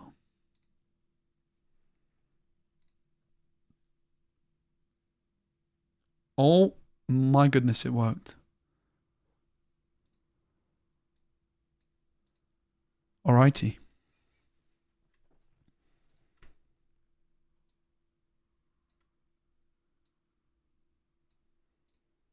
What I'm going to do is I'm going to go to a custom game. I need to build a new deck. So collection, deck. I didn't play on this in ages.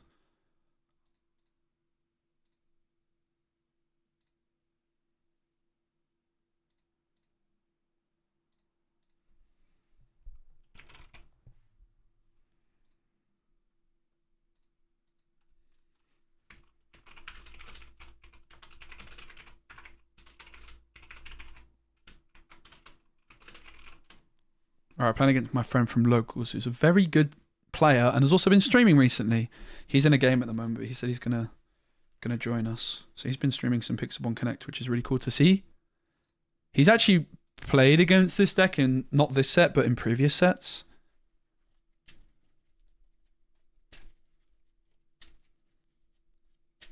Still not sorted that headset. Yeah, I know. It's true. I don't use it at the moment, but I kind of need it for this. I just sit there usually without my headset on. Ooh, Sugar Rush Speedway to set champs. Honestly, if you pull that off, huge respect. I don't think the deck's that good at the moment, unfortunately. Is it good to put... Yeah, like strength is good. Strength is definitely good. The biggest question mark I have with that deck in general is how to handle the Genie Wars. Personally, I'm leaning more towards playing like 4 docks and less than 4 genies now. I think there's a world you could remove Elsa as well, and I do think strength could fit the bill. I think you just need to be careful that you already are playing like Befuddles and Fire the Cannons, which I do think are more important. But hard to go wrong with some strength of Raging Fires, right?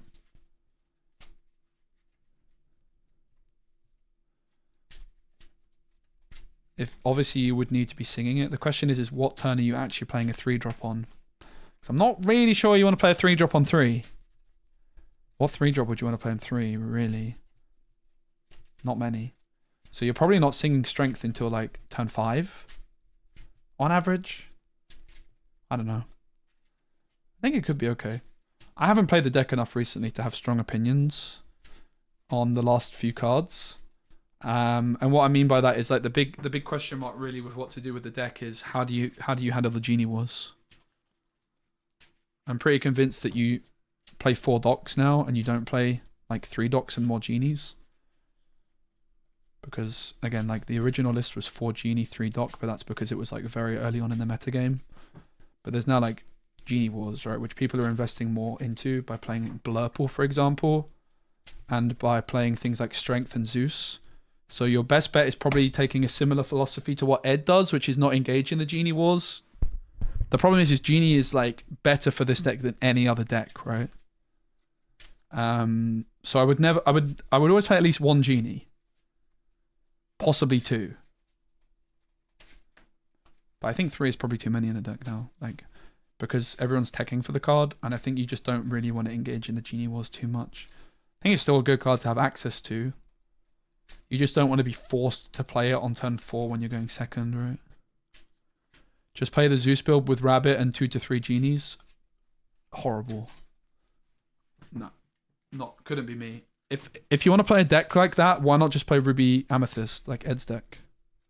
Don't get me wrong, the Zeus builds are great. They're super fine. But, no. No, not for me. I just think you should build a deck to beat Ruby Sapphire. Like, why not beat Ruby Sapphire when it's the most represented deck? Playing that deck, you're going to lose to Ruby Sapphire on average. Whereas, if you're playing dock version, lower to the floor, you should be 2-0ing Ruby Sapphire. There is a deck list in the description, which is like a work in progress. We still are on a work in progress list. Adsy's just finishing his game, so I'm sure he won't be too much longer, but I did tell him to take his time. To be fair, my deck needed a big old shuffle, so there's actually a chance I need to fiddle with my OBS settings anyway. Now, you can play the Zeus builds, for sure. Again, I do feel quite strongly that it's the big advantage for me of like why play Amethyst Steel, and my answer is Befuddle and Fire the Cannons on turn 2. Gives you an insane chance into the metagame to win going second. But I will admit that now that there's Genie Wars, like Genie's so popular elsewhere that maybe that's not enough to win going second, and maybe you also need some other tools. 1,000 1-drops. You can't go wrong with 1,000 1-drops, mate. But that's the thing. Why are you playing Amethyst if you're not playing all the 1-drops, mate? They're so insane. The more 1-drops you play, the better the other 1-drops become. It's like the Amethyst 1-drops are the reason to play Amethyst. Why would you not play all of them? And it's okay, like you could not play Maleficent because Maleficent isn't that inherently good. But you know what is inherently good? Questing for 2 and then bouncing it back with a snake or a fox. That is crackers, mate. I got a bit of a tangle.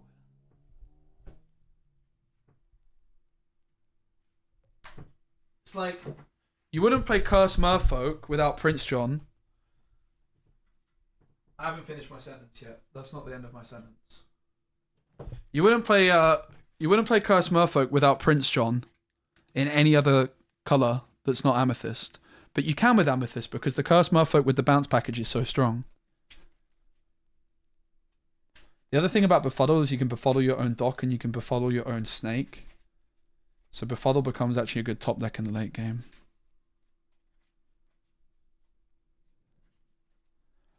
It's not even close though. Like a dock version is like almost impossible. I think that the version with 1-drops is not easy to play, by the way, and I think people play it very differently to how I do.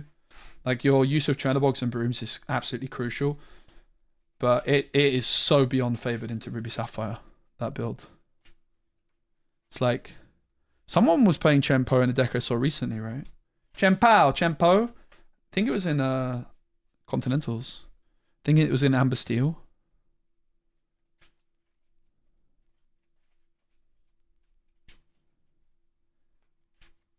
Yeah, for me, like the big reason to play Amethyst Steel is that turn 2 of either Befuddle or Dock.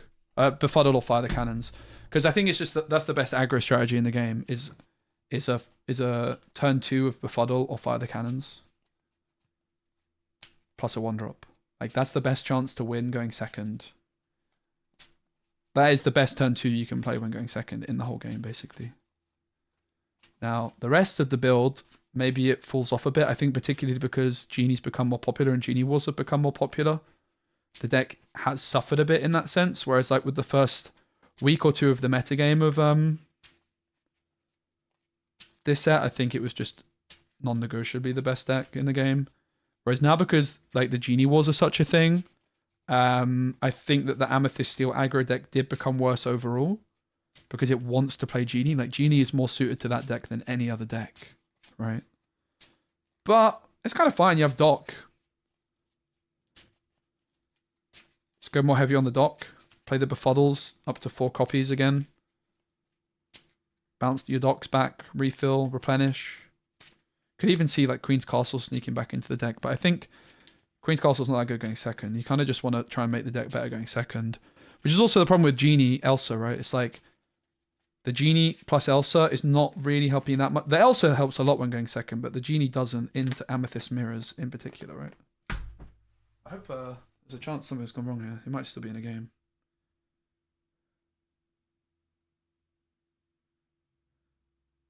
Yeah, he said he's going to be done in like 3 minutes. I needed to shuffle anyway, guys. So we're currently on... I think I said I'm going to remove a Striker Good Match for the 4th vision, didn't I? Let's do that.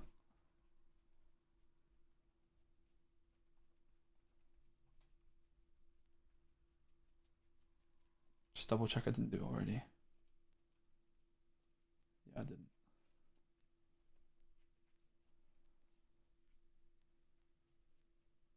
So I'm just going to turn a Striker Good Match upside down and we'll say that's the vision. So on 3 Striker Good Match, 4 vision, 3 ice blocks. But yeah, I'm not exactly sure what to do with the Amethyst Steel deck. I kind of want to test it some more. We could test some on stream. I'm kind of down to some Lorcana streams this week. I've been really enjoying streaming Gwen, but yesterday I streamed and I was like, yeah, I kind of want to play Lorcana.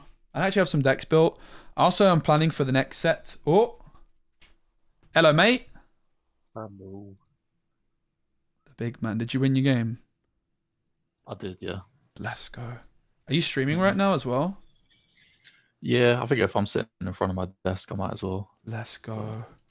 No one's going to take them viewers away from Mr. Specky, are they? Oh, I think we can get you some new Specimen. followers. You've been streaming a fair bit, haven't you? Yeah, a couple of times. Trying to squeeze it in between looking after the newborn, Yeah? working on the house, looking after the missus. Yeah. How is the new Managed- little one? They good? Yeah, she's good. Managed to go down to like a charity shop today, and they had quite a lot of Disney stuff. So I Let's picked go. up like a Simba and Nala like plushie, Okay. and some like Disney like book set as well. I bet like, they're all the for you classics. secretly, mate, right? Well, the books I remember reading when I was a kid, but when Uh-huh. I saw the plushies, I was like, yeah, I could definitely just have these in my office as well. I wouldn't mind too much. I have got one bit of criticism. How are you going to stream Lorcana over Yu-Gi-Oh, Matt? Do you want me to get the Cinderella No, challenge, no, you do challenge your Matt thing, up? man. Is that what you want? Only messing with you. So your viewers know that I used to have a dark side. That's why. Shadow Realm Gaming. So you're playing Sapphire Steel, right? Yeah. I'm playing. Yeah, I went to Emerald Sapphire. Set Champs last weekend with Mhm. Sapphire Steel, got top 8 and then just dipped. Just time was taking a bit too long. Nice. And I changed a couple of things. But yeah, I know you're on green blue, which is meant to be a horrible matchup for me. Yeah, we actually played last set, didn't we? I think it was at like a winner case or something at Brotherhood on stream. I think it was on stream. And you managed to cook me, but you played it so well. I remember you Yeah, used but like then it let was it at go on my Zombie Games Carabel or Cafe. something. You just emptied your hand and I had no draw. Yeah, but at Zombie Games Cafe, it was the opposite. You played green blue there, and you absolutely smoked me. True. So, That video never saw the yeah. light of day, unfortunately. Probably fortunately for Thank you. God. Thank God. That was a horrible game. All right, mate. Best of luck. But yeah. Thanks, you too. It's You half can go color, right? first. Yeah, I'm assuming you don't. You go first. Yeah. What? All right, let's see what we're cooking with. Can someone link us to Kovu's Twitch, please, and people go follow? So, Alright, we'll blind mulligan anyway.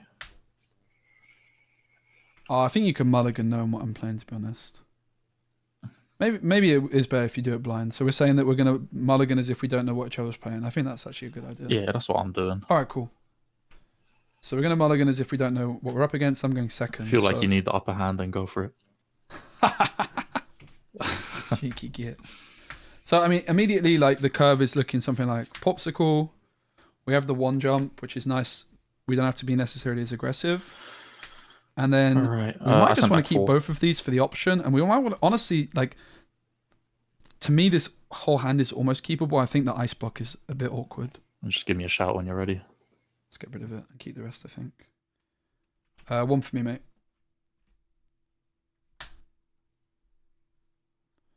But you can begin. I'm going to shuffle. I might just leave my bar like that to show my hand for now. Yeah, that's all good.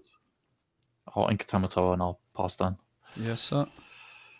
No one drop.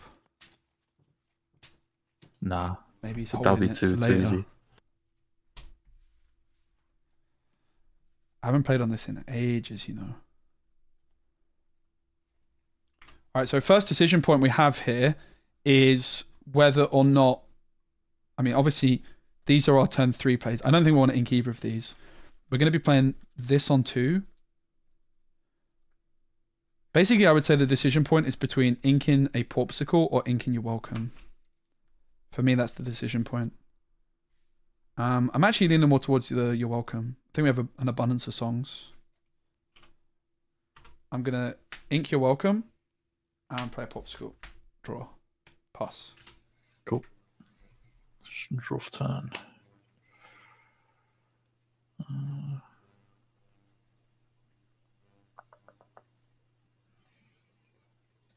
So yeah, we Beast. decided to ink And the for welcome. 2, we'll play Jim. I actually have to reflect on. And we'll pass down. Yep, so Beast into the Inkwell, Jim on the board. I'm going to draw. Right, we hit this which is a bit early in the day. We have the option, of course, of tucking it away with old Tipo. We need to make another ink. I think the Strike a Good Match is the obvious ink here because we'd rather sing one jump ahead with Tipo here. I'm going to ink Strike a Good Match. 2 for Tipo. I'm going to ink a card. I think like this could be good to hold on to, but I think it's a wee bit greedy. It's also where I play 3 of them, right? All right, yours, mate. All right, ready, draw.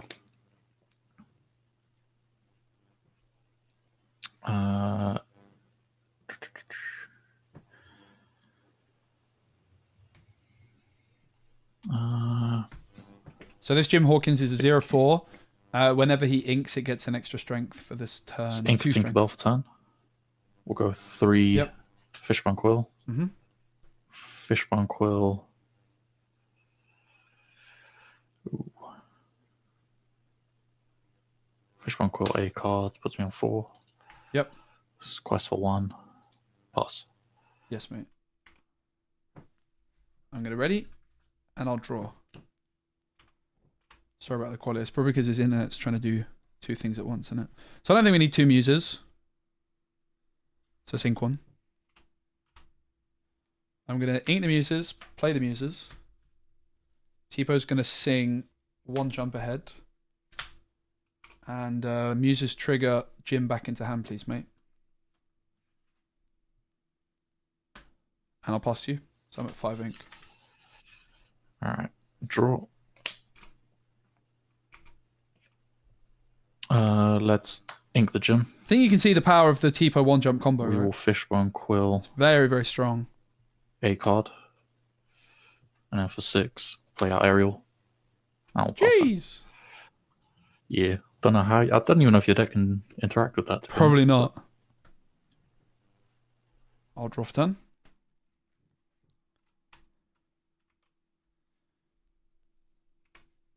So obviously we can go Flaversham, and we can start drawing. Again, Flaversham leagues above Tala in this deck. I think we just go for the Flaversham immediately, and then we sing the How Far I'll Go, because we see a bit deeper into the deck that way. I'm going to go 4 for Flaversham. Banish Popsicle. Yeah. Draw 2. Chat was trying to tell me to cut this card. Can you believe it? Unbelievable. Probably one of the best draw engines in the game, right? Yeah.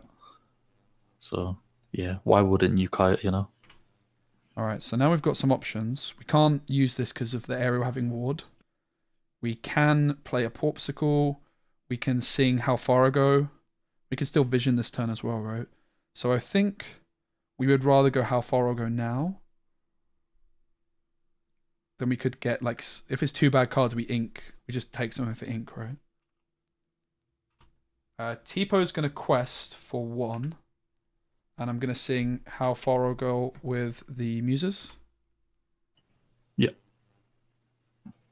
I have 1 proxy in the deck, by the way, but I'm just going to put it into the ink anyway. Easy. Yeah, it's just Tamatoa is the bent of my will, right? It's just a vision. It's like I couldn't find my 4th vision. I put it into my ink anyway. So Muses trigger. I'm going to put T-Po back into hand. Shall I quest with it first? I'm going to ink T-Po.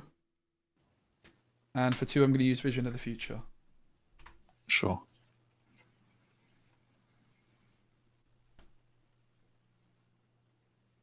So here this dig is helping us find the bent of my will when we want it, right? Like, which seems really good here.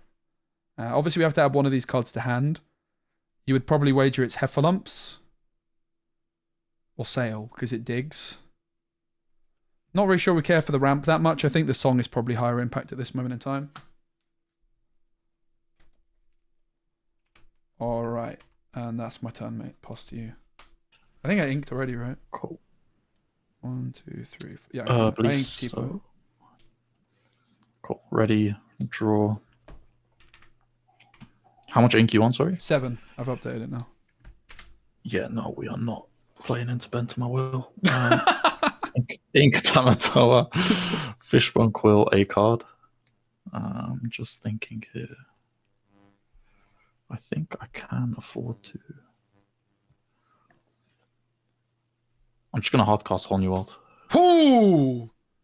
Yeah. Oh my god. I have 1, 2, 3, 4, 5 cards in hand getting discarded.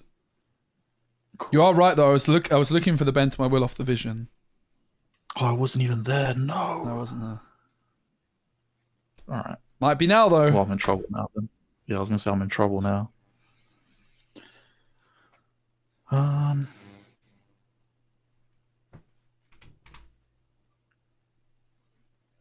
do I want to do this? No sign of it just yet. Very interesting. I love this deck. It's so much fun. Alright, I'm gonna go 2 for sale. Sure. Draw.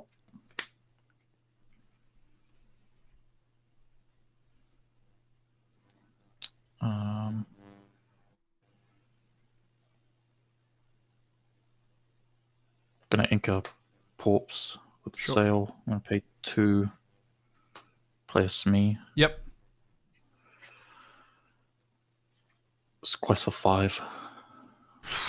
That's a lot of questing, mate. 5, 6, 7, 8, 9. Yeah, all my hands about to go though. So I'll pass that. Might be all right for now. I fear. Draw. Please be bent to my will. It was not. Damn it. Aerials are 3/4. Is that right? Yeah, she's a 3/4 with ward. Yeah. So the ward is a big problem for us, obviously, because I can't hit it back with Muses. I don't have the ability to rush in with Clarabelle here. We could Porpsicle, try and find bent to my will. Cards in hand, mate? I have 5. Alright. 1 for Porpsicle. Draw. Quest. to 2. Banish Popsicle, Yep. draw 2. Where's the bend to my will? What is happening? No, please. Not here yet. Stay away. So we have 6 ink left. Which basically means I can't spend any more ink if I want to bend to my will this turn. But what I can do is I can sing How Far I'll Go and try and find it.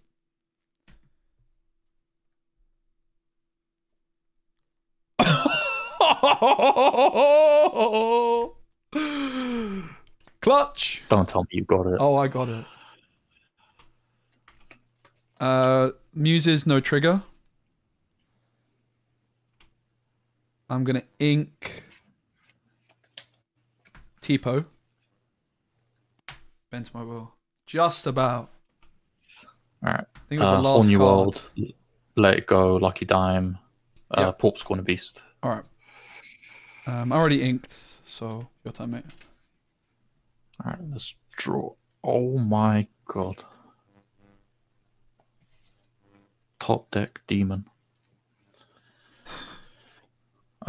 Let's quest for 5. Oh, God, that's a lot of questing, mate. Please stop. Yeah. And then for 4, we'll play Heron. Pop. Draw 2. Oh, I'm in For danger. 1, Fourth Sphere, draw.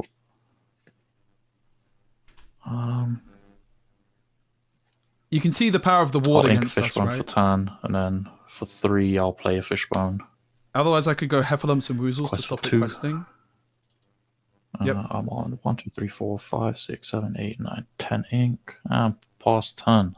Cool, damage on Smee, please, mate. Draw for turn.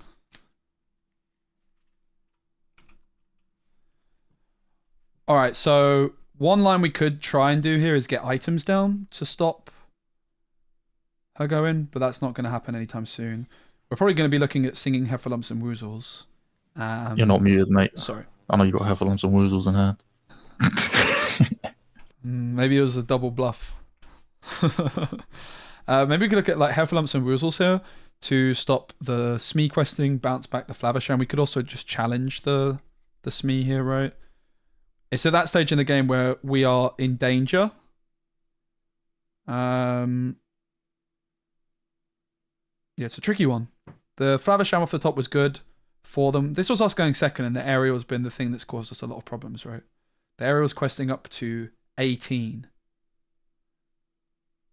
But if we can obviously stem the flow, like, we're going to win the game. Bell's interesting because we can start double inking. I feel like we need to get a Clarabelle down this turn, right? More than anything. We probably want to challenge Smee with the Muses. I think that seems a bit too good not to do. And we use... I don't even want to bounce the Flavisham back. I think I just want to use Heffalumps and Woozles on it, right? So what we could do with the Muses trigger is we could bounce Tipo back. We could play Tipo, bounce Tipo back, play Clarabelle like Turbo Ink, right? Like, I think we're challenging Smee with the Muses, and we're going to sing Heffalumps and Woozles with Flavisham onto their Flavisham. And we could trigger something, but we don't have to, right? We could do no trigger. Muses is going to challenge the Smee. Yep.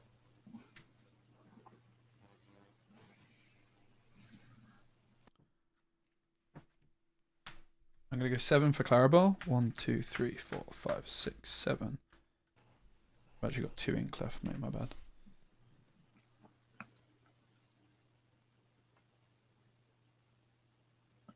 I'm going to go Tipo for 2 to ink a card. Flavisham is going to sing Heffalumps and Woozles. So what does that do? My character can't... Can't quest. So I'm going to say Flavisham can't quest next turn. And also Sure. draw. Muses trigger. Nah. I played. I don't even know if the Tipo is correct then. Oh, I've done it. I'm not going to trigger Muses. I didn't ink for turn, so I'll ink Tipo. Sure. Cards in hand? 0. Yeah, so no draw off Clarabelle for me, but I pass. I'll count my ink. Alright, I have it's in ready. hand 5. I'm surprised you didn't bounce the the Hiram. Yeah, but it can't quest. Whereas if you have it back in hand, you can just play it and draw more. Yeah, true. Right, I'll draw for turn. Okay, well, it didn't matter because I drew another Hiram, so it's all good. Alright, we're definitely questing. Let's go for Hiram. Yeah. Pop the Forward Sphere, draw 2. Sure. 1 Forward Sphere, draw 1. Yep. Ooh, interesting.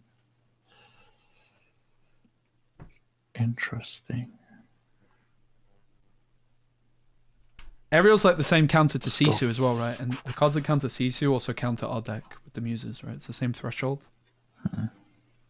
Bro, Adzy's a really good player. That's why I wanted to play against him as well. He is top quality. Don't know if you play Under the Sea. I don't. Zero. Play around now. Yeah, well, don't tell me. We're thinking about playing one. Yeah, but there's no way for you to. But you can just challenge this, I guess. Yeah. I had to get the Clarabelle down to have an answer for your Ariel finally. It's done enough questing for one day. Yeah, let's go 5 for a Big Ben. Oh, I'm gonna. That's a problem. Fishbone Quill, a card. Another ward, mate. I think that's probably game. And Hiram will take out the Muses. I'll take 1 damage. Sure. And I'll pass then. Yeah. Well played. Cards in hand? Draw. 0. Yeah. Can't stop you, mate. The Big Ben is impenetrable. GG. Yeah. GG's. I think you could like. I mean, if you play Under the Sea, I'm pretty screwed. But yeah. I mean, it's the Ariel. I was just saying to chat. The Ariel is a card I've always bigged up. As soon as I saw her, I liked the Ariel because she's like a good counter to Sisu, right? And the cards which counter Sisu also counter this deck quite heavily. Because I played against the Red Blue right before this game, and I just played Ariel with nothing else on board. And he was like, I'm trying to think of what I can do to get rid of this. And I was like, yeah, it's either Tremaine, B King, or B Prep. And he was like, yeah, I don't have B Prep, and I don't play the other 2. And I was like, well, probably game then. Yeah. So I think if you didn't top deck Flavisham that turn, I think I might have been all right. Even if you didn't hit the Big Ben at the end there, like there was maybe a chance I get back into it, but the Ariel just cooked. She quested for 15, I think, didn't she? Yeah.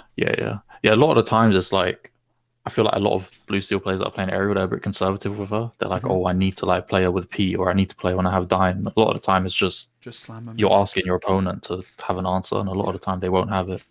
No, you definitely found the win condition. Like the big weakness of my deck is like if my opponent runs away with it in the early game, I can be in trouble, right? Yeah. You just ran away with it. Yeah. I think also I didn't have access to Shift Clarabelle, which would have helped me contest the board a bit more, right? Because I could have traded out your Ariel much more easily. Yeah, for sure. 100%. Yeah, that 1-drop Clarabelle made like green really good against blue steel as well, just because like it just pops your items, like pops your Fishbone Quill and stuff. Yeah. So, yeah, it's actually something I forget that 1-drop can even do, is that she can hit items. I actually somehow forget that that's the thing. All right, good luck, mate. I'll go first this game, yeah? Yeah.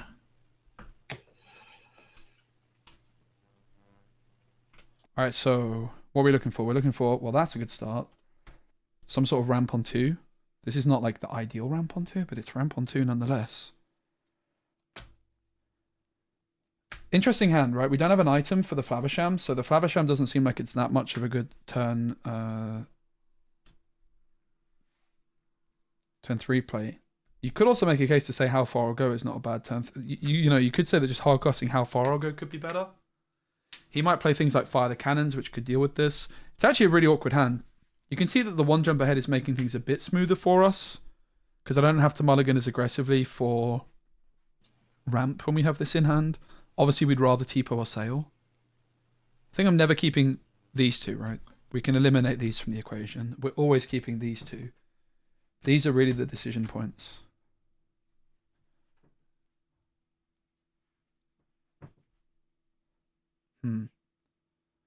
I think I'm actually going to keep the How Far I'll Go. I don't think I'd be able to do this if I was going second. But I think I can keep this going first. We play 12 1-drops. There's a good chance we'll find another one. I just don't like keeping Flavisham when I don't have an item to play on one either. But we could do... This could be more reasonable as well, right? I think Hellfarago is good. I'm going to keep 3, get rid of 4. Sure. In that case, I will...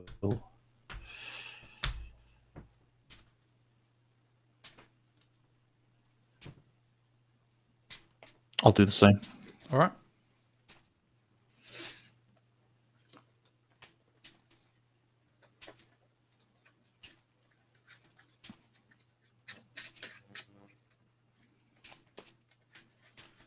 Okay, I will kick things off by inking. I'm going to ink Sail, play Clarabelle, and pass. Cool. I'm draw for turn. You'll know we're not cutting either. That's just because he's a friend of mine. It's not that deep. We know that we're just playing for testing and we don't need to cut decks. It's just a waste of time. That does work. I kind of want this. Okay. Let's ink Sail, play Porpschool, draw, Yep. and pass. I'll draw. A second Tipo. We can ink 1 Tipo, right?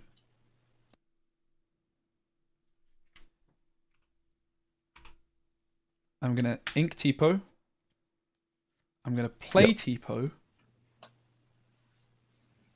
This is an interesting point here. I think we actually get rid of this. But let's see. I have Fishbone, so I can get rid of... Oh, my bad. I muted. Oops. I do that all the It time. was a bait. It was a bait. So I inked a card, and I'm going to quest with Clarabelle for 1 and pass to you. I have 3 cards in hand. Cool. I'll draw. How much ink you want? 3. Okay. Bit of a dicey opener, right? But 2, I'll play a Smee. we can fix it I'll very pass then. quickly. Yep. I'll draw for turn.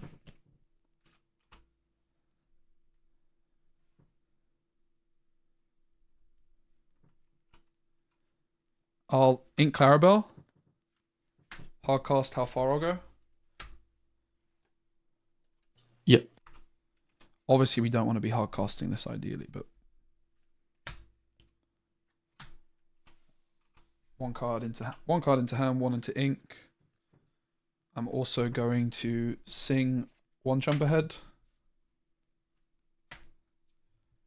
Yep. And I'll pass with 2 cards in hand. I'll check my ink for you. 1, 2, 3, Cool. 4, 5, 6 ink, I'm going to right? draw. Okay. So here you can see even if he removes my 1-drop Clarabelle, I might just be able to play it anyway, right? Because of the how far ago the 1 jump, extra ramping.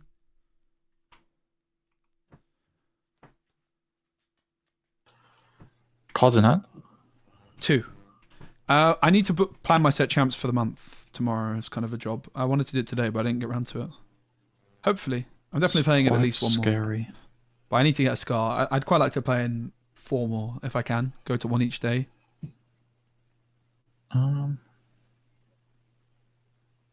Ink Sail for 3. He might be like trying to... I'll play Pete. Yep. And I will... So they're trade scared the of the bend to my Tipo will. and pass. I'll take 2 damage by the end of the turn. 2 damage? Yeah. He's been a bad boy. 2 damage. Draw. I traded the Tipo. That's why he takes 2. Oh, okay. Okay. Yeah. Cards in hand, please. I have 5. Okay. So here we've got an interesting decision. We could ink this and then just play this, right? Or we could shift and not ink. The thing is here, inking is free because it's going to replace itself. And and also the Clarabelle could trade Smee. So as much as I'd like to hold on to Flavisham, we want to ink, and it replaces itself, so it would be silly not to. So I'm going to ink Flavisham. Smee's on 2 damage, right? Yeah. Yeah. So Clarabelle will trade for Smee. And I'm going to play Clarabelle for 7. I have 1 in hand. You have 5, so I draw 4, right? Yeah. Draw 4. Pass. Alright. And this play was enabled by the fact that I kept the How Far I'll Go and just hardcast it on 4, because that is a line. And also by Tipo singing 1 jump. Otherwise, I would still have been fine because I could have shifted Clarabelle. But you can see like the extra ramp, singing 1 jump with Tipo, and just hardcasting How Far I'll Go. Let us get the Clarabelle down even quicker than usual. So you can see that 1 jump is kind of popping off. I really do like the card.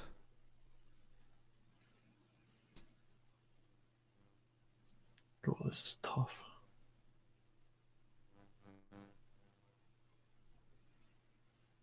He played a Tipo this game, I believe. Right? He played Tipo and he's only at 3 and come at 7, mate. Like, what?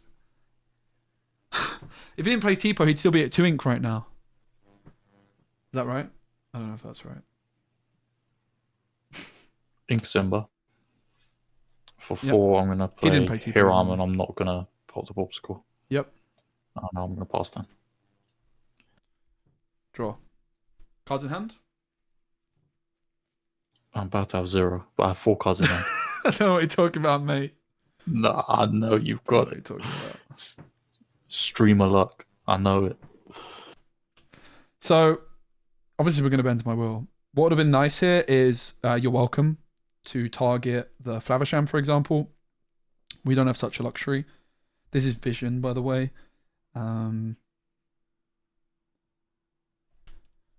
There is a world we could try and delay it and just get some more card draw off of Clarabelle, right? Because we could go Bell here, do an extra ink, and then she's threatening to quest. So it's an interesting decision point. Like, obviously, we could just snap this, but is it really the way? It's a really, really interesting decision point. So one line is just play this and ink. Alternatively, what we could do is we could delay this for a moment, get another turn of draw off Clarabelle, and then slam this, right?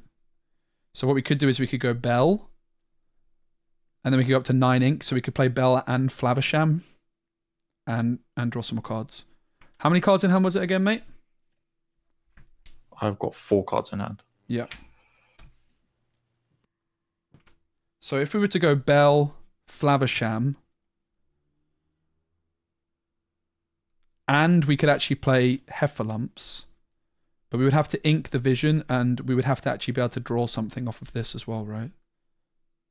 Like, as long as we draw ink, we can make that line. I think it's also fun. I think I'm going to risk it. I don't want his Flavisham to quest next turn, right? I could also sing the Heffalumps, but I'd rather not.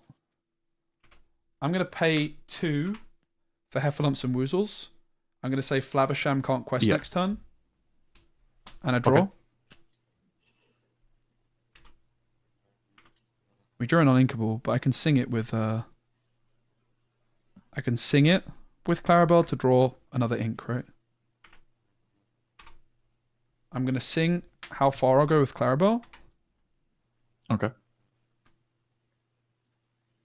We want that, right?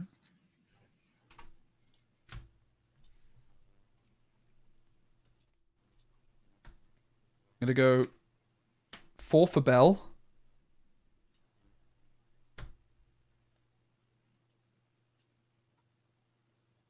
I'm going to play Popsicle for 1. Draw a card. No! Don't mind me. Found the bend to my will. My God. Oh, I found the bend to my will, alright. Gonna ink Flavisham. This is the Vision. Thanks to Bell's ability. Yeah. I didn't want to ink that Flavisham. Cards in hand? 4. So I draw a card. Pass. Yep. Alright. Let's ready. Let's draw. Oh, interesting. What the heck is that, mate? We only played Hiram 3. Conquest. We drew all 3 and the dime. So the plan was I was going to ink another card, still have Flavisham. I don't know if it was necessary, but I just wanted to get my bell like ramping up. All right. It was Let's greedy. Go 2 for a Visions. Very greedy. But I think I just got punished by not drawing another ink. If I just drew one other ink, 5. right? Like I drew this at the end, but if this was just ink, this could have been Flavisham in hand, and I would feel so good here, right?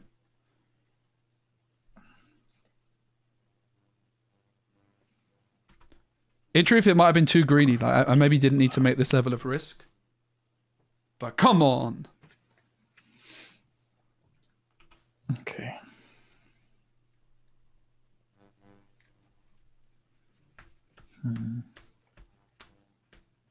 I'm at 10 ink, by the way.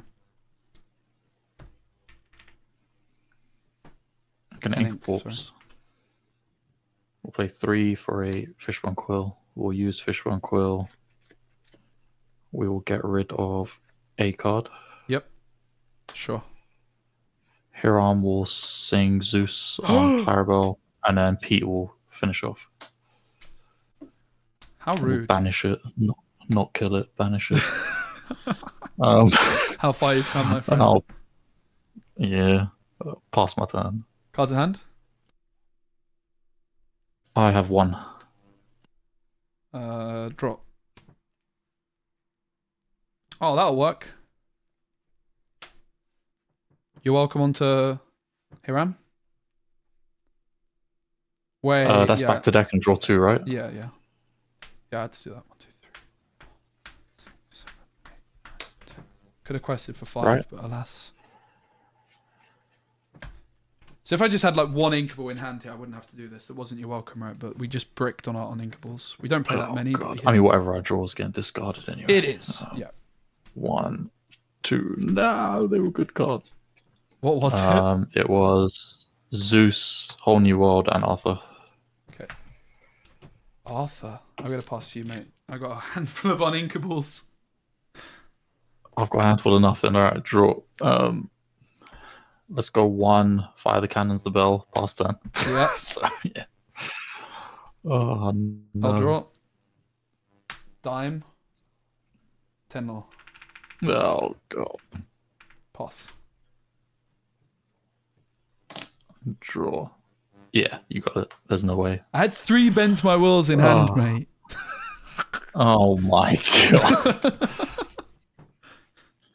It's so hard. I was saying when I was muted, I was like, this is like a big reason why this matchup is so bad is going second. I'm like 1 turn behind on getting the Fishbone Quill down to like get rid of cards. Yep.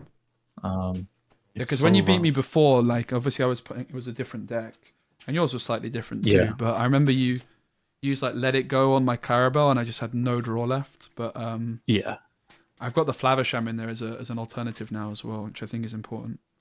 I think I had Flavisham. yeah, and I before, hit to be Ram fair, too but- good. The fact in your deck as well, like you've got so many 4-cost songs that he can just sing, like even if you don't have an item to pop. And he's a 1/6. just good. It's not even bad, is it? Yeah, against steel decks, he's going to stay there, and then against other decks, if he survives, then this just feels amazing every time. I have to say, I'm really impressed with Heffalumps and Woozles. Obviously, it's good for the aggro matchups to stop them completely running away with it, but on Flavisham, it's pretty damn nice, right? Yeah, I think anything that can stop like Hiram is just really good. Like should be looked at, and the fact that it draws a card as well, right? Yeah, it replaces itself, yeah. Yeah, that's like just so good. And it's Muse's trigger, obviously, as well. Yeah. But there's a big part of why like Lyle was so good when it was being played as well. It's just Hiram was everywhere and just play Lyle, and they just can't draw into their outs. It's kind of crazy. Yeah, and Just obviously, do one like more, the way you finish use the- the Flavisham to not draw is really well played, also. But the fact that I've then got a counter to that to an extent is pretty nice. Yeah, it was like damned if I do, damned if I don't, right? So it's kind of. I was also bigging up Belle in this deck to my chat beforehand. Like I realized she's the money card because she's basically Fishbone Quill that can sing, and that was the Belle show right there, wasn't it? Holy moly! Yeah. So even in this deck, I did want to go like full ramp on 2 when when Sail came out, like just play Tippos and Sails, Mhm. and then play Bell as like the other 4-drop with Hiram. Mhm. Just because you can just dump your hand and then just whole new world and get a whole new hand back. Yeah, So it's kind of the same with you. You did the same thing, just play Clarabelle. exactly. Alright, So good luck, yeah, mate. it is pretty good. All right. I don't think you ever keep that. What's interesting is we've got some options. We can do that and that, which I think you never really turn down. I don't think we ever really keep that in opening hand either. These are the decision points. We're going second. I think we do this. Bit risky that we get rid of uninkables, but like, I want a turn 1, right? A bit risky that we're keeping inkables, but we don't have that many uninkables in the deck. The deck's kind of built in that way. I'm gonna send back 3. I think I'm doing the same. Yeah, I am. Stop copying me, mate. Right. You going to any more store champs? I don't know. I would like to. I need to plan it. I'm supposed to be potentially going to Nottingham one weekend, but I also know that Brotherhood has another one on the same weekend. Okay. So I'll definitely do at least one that weekend, hopefully 2. And I need to take a look to see if there's any going on this weekend that I could get to. Hopefully. Yeah. I mean, the mat looks super cool, right? So I'd really like the mat. I didn't get a Mirabelle mat. I only played in one, which was the creator one, and I lost my top 8 games despite being top seed. I was playing Ruby Emerald, to be fair. Yeah. But I've got a map from every single one, but I don't think I'm going to be able to go to any other set champs to get this one. So I might have to trade for it or something. Yeah, I don't have a Mirabelle, but I can't say I'm too gutted about that. I would like one, but Nah. All right, man. Good luck, my friend. Let's ink a gym. Let's go, Molly. Maybe Play a corpse, draw a card. Yep. And pass turn. I'm gonna draw.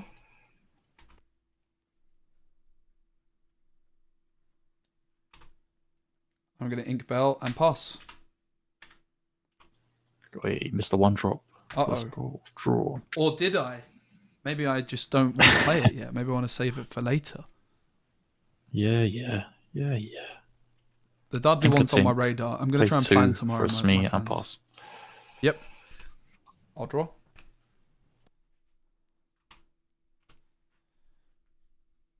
It is an awkward old hand. I don't think we need 2 bells, to be honest. I'm going to ink Bell. Play Tipo to ink a card.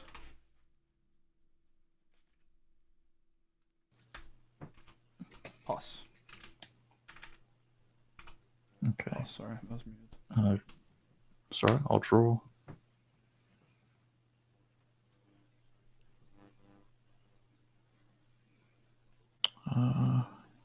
I've never been to Newcastle. I would like to go. Proper Geordie Lake. Pretty good, right? Interesting. Ink a Heron. I've always wanted to go to Newcastle. 3, I will play Fishbone Quill. I'll use the quill, ink a card, and then for 1, Fortitude draw. Yep. Card for 2. And pass. Sure. Damage on me, please, my friend. Draw. We hit every bell.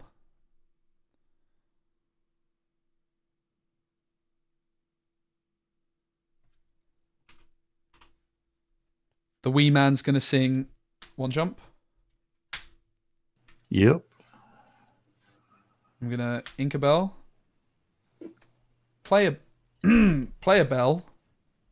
That was definitely not Flaversham. All 4 bells. Yeah. Oh my god. I'm going to ink Flaversham bell ability. Sure. So I'm at 1, 2, 3, 4, 5, 6 ink. 2 in hand. Pass. Let's draw. Let's Bell is ready popping everything. off, mate. We can, because of Bell and the 1 jump, I can play Clarabelle next turn. As long as Fishbone a card. Yep. Ink Visions. Play a Tinkerbell. And then My accents I are wanna good. Stop these songs. Come on. Yo, been me good to see you, man. Let's get rid of the Tipo. And I'll heal Smee with the Popsicle. And I'll pass turn. So Yes. 4 ink. Cards in hand, sorry? Just the 1. Just the 1. Rats. Draw.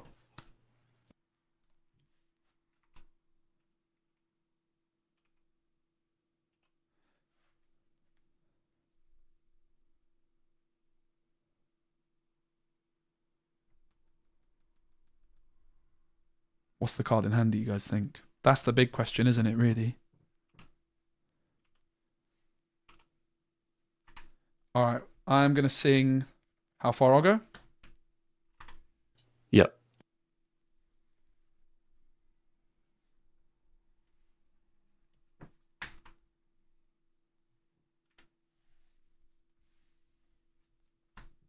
I'm going to ink Clarabelle, rip, bend to my will. Oh, insane. 7 for 1 discard. Please nerf this card. Whole new world. Yeah, I thought it might be. Had a little sneaking suspicion. How much is Smee damaged by? He's got 1 because I healed him with the ports. I'm going to after I challenge traded Smee. Tipo. The Tipo shouldn't be there. I challenged it with the Smee the last time. Oh. Damn it. Pass. 1 card in hand. Yeah. Okay. That's ready and draw. I've got selective hearing, it seems. That's alright. It's a little bit laggy. There's one side of picks, one connect. That's a bit annoying. Cards in hand, sorry? 1.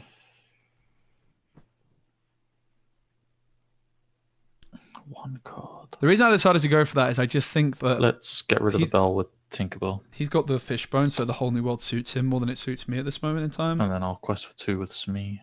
Yep. And pass turn. Still 1 card in hand? Draw. Yeah, 1 card. Interesting.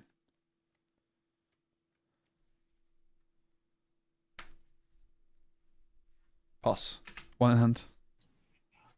Well, I was saying to chat, I was holding on to this card in hand for that Clarabelle. Oh So no, it's let it go, isn't it? it is for 5. I'll let it go. No! I'm having flashbacks. Oh, sorry. He's done this to me before. It's not his first rodeo. Gonna quest for 2 with Tinkerbell. Yeah. Just thinking. This me. I'll leave this me. I'll pass. I've got 1 card in hand. Draw.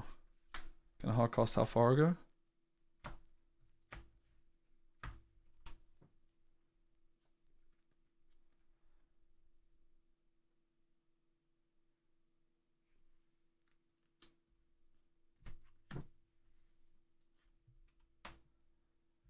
I'm going to go 2 for Heffalumps. And let's say that Tinkerbell can't quest next turn, I guess. Just draw 1, I try to draw 2. Better not do that. Yeah. And I think I have to pass there. 2 in hand. Cool. So ready and draw. For 6, I'm going to play Tinkerbell. Mm-hmm. And I will quest for 2 with Smee. Pass turn. Smee will get banished. Draw.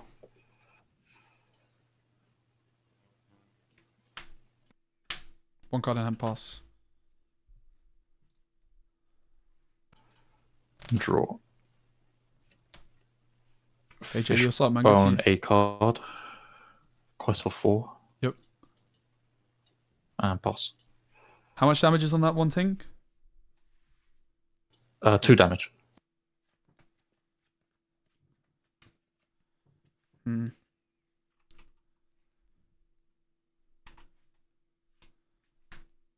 Gonna go. I'm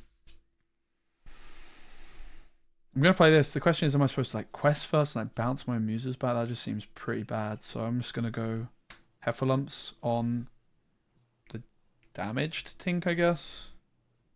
Draw. Okay. Poggers! Ice block. Insane card. I'm going to ice block your non-damaged Tinkerbell. Quest for 1. Yep. Draw 2. 1. 2. What the heck are these cards, mate? 1, 2, 3, 4, 5, 6, 7.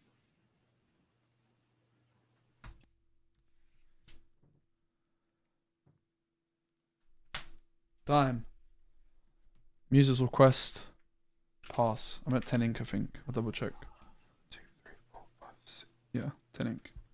Okay. So this So this Tinkerbell can't quest the damaged one you said. So Yeah. I'll draw for turn. I mean, I might as well Cards in hand, 0. 2. Oh, 2. Okay. Oh, they're 2 absolutely insane cards, mate. You're not going to be able to compete with them. I'll go 5 for card cost on Grab Your Swords. Yep. And then this Tinkerbell will attack the Muses. Oh no, that doesn't work. Damn it.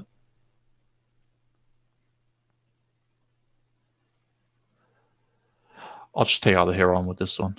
Oh, no. Yeah, it does, yeah. And then I'll quest for 2. Sure. And I'll pass that. I'll draw. It's the attack of the Clarabelles, banishing both items.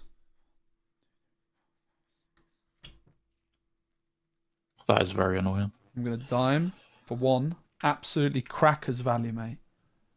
Massive. And I guess I'll also quest for 1 and pass. Cool. Draw. It's ready.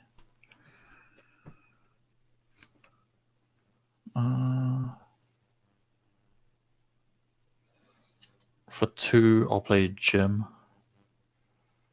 For 4, I'm just gonna Zeus one of the Clarabelles. Wow, so This rude. Tinkerbell will take out Muses and get rid of the other Clarabelle, and then I'll quest for 2. Right, I just need my B prep off the top and we're good to go. Hey, I'm hoping monocolor is just everyone can have a B prep in their deck. That'd be amazing. Let's go 2 for sale. Draw. 4 for how far I'll go. Massive, massive.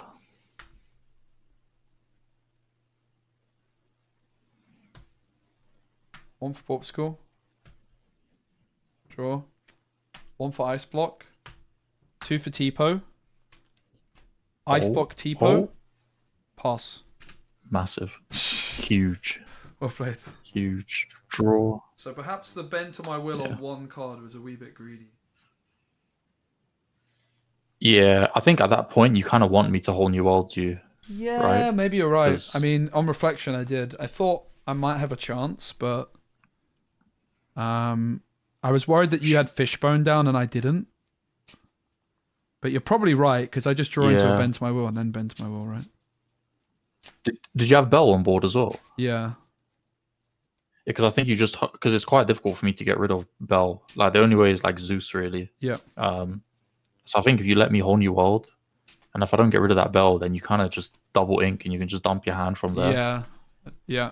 And then you can draw into like your welcomes and all that sort of stuff to just get your game plan going. I was also, I must admit, I was worried when I went for the thingy that it might be Let It Go and my Clarabelle was going to get got, but Let It Go timing definitely didn't help me either, right? But it does seem like my Ben's... No, I literally muted myself and I was like, yeah, I want to ink this Lego in case he gets rid of it, but at the same time, if he plays Clarabelle, there's no way for me to get rid of it. Yeah.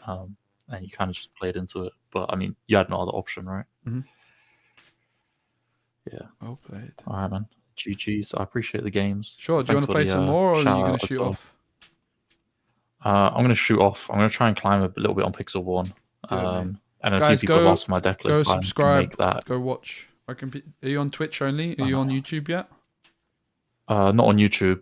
I don't know if my internet's good enough to stream on both, but I had quite a few people jump on over, so I'm really appreciative of those people. I appreciate it a lot. Thank you guys. We'll get the link in the chat. Yeah, whoever's asked for my deck list, I'm gonna make it and then I'll DM it just in case you guys aren't here. But if you are, I'll put it in the chat anyway. Legend. All right, mate. Thanks for the games. You take care. Yeah. Enjoy your stream. All right, you too, man. See ya. Bye. No, I lost. No, I lost.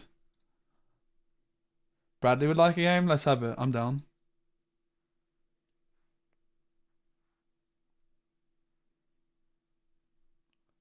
Let's have it, Bradley. But you better be ready. I'm not going to go easy on him.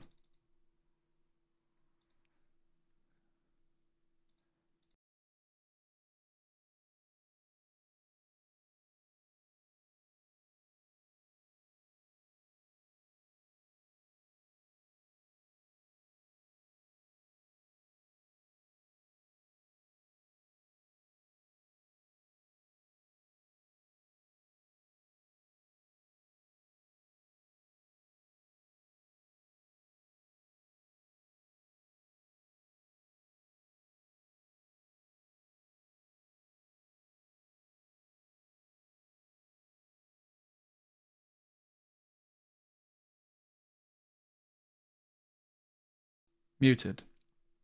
Yeah, I'm going to get some water, and then we're going to play against Bradley, who is been on the channel before for a video. I don't want to say Bradley's age in case I get it wrong, because I feel like it's quite insulting to call a young person an age younger than they are. I'm going to go ahead and say he's 11. I think he's 11. He's 10. See, I thought he might be 10, but that's just mean, isn't it, if I get it wrong?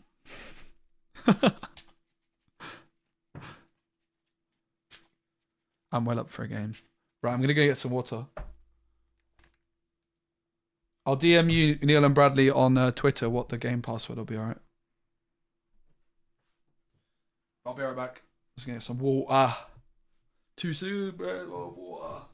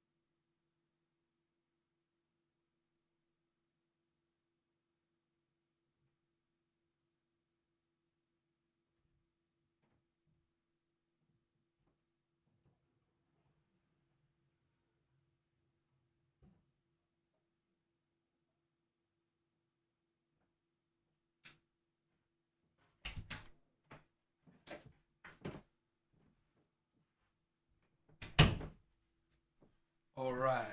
I've got some water. I've got some food coming soon as well. When I'm eating, I'm going to stop playing for a bit, and I'm going to do some reaction content for some other Lorcana stuff.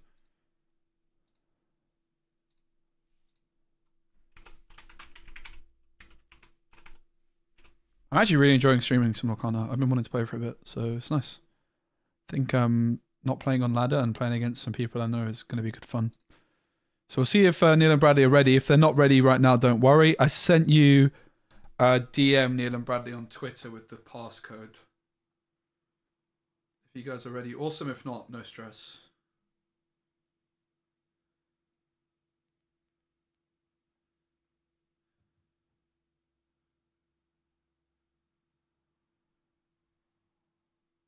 We're using Pixel One Connect. There's a webcam. It's really, really good. Big shout out to Pavel, who does awesome work for the community.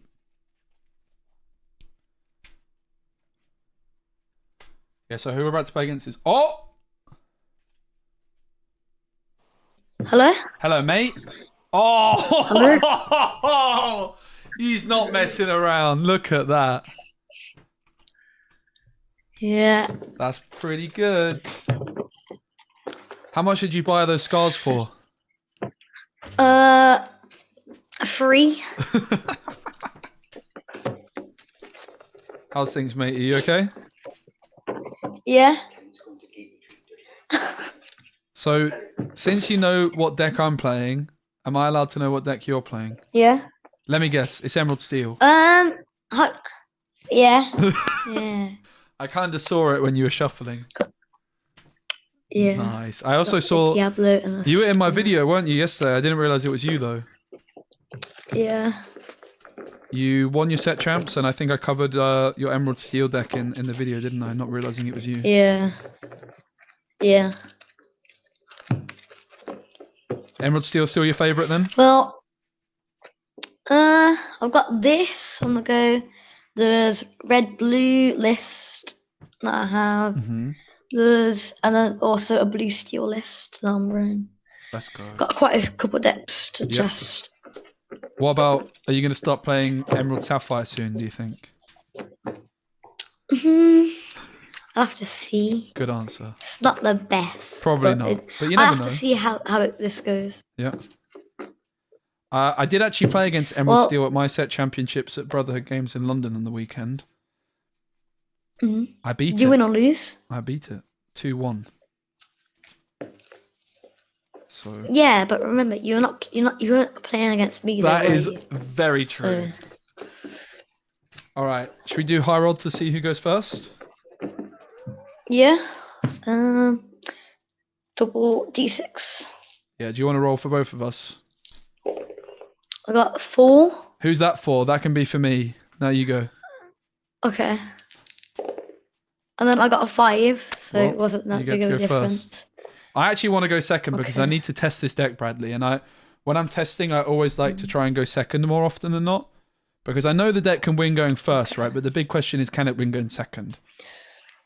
Yeah, do you want to do half cut or 3? I'd rather not cut, mate. I trust you, but I can cut if you'd Okay. like. If you're not going to do any cut, I won't do any cut. Nice. We've met each other before. I know no one's going to be doing anything dodgy, so I think no cut's the way, mate. Okay. So are we going to mulligan as if we know what each other's playing, or are we going to do a blind mulligan where we mulligan as if we don't know what we're playing against? Your choice. It doesn't matter. I Because think we I'm know mulligan what the each other's same way playing, so let's anyway. just mulligan as if we know, right? It's open. It's the final of the set champs. I've seen what you're playing earlier in the day. You've seen what I'm playing. All right. Yeah. Good luck, Okay, mate. I'm going to put 3 back. All right. I haven't Good even luck. looked at my cards yet. All right. So obviously that's quite nice. What we have to be careful about is Ursula on 2, though. So there's a good chance we don't actually want to keep that because we have that instead. So I think we're going to get rid of it in this case. This is very good.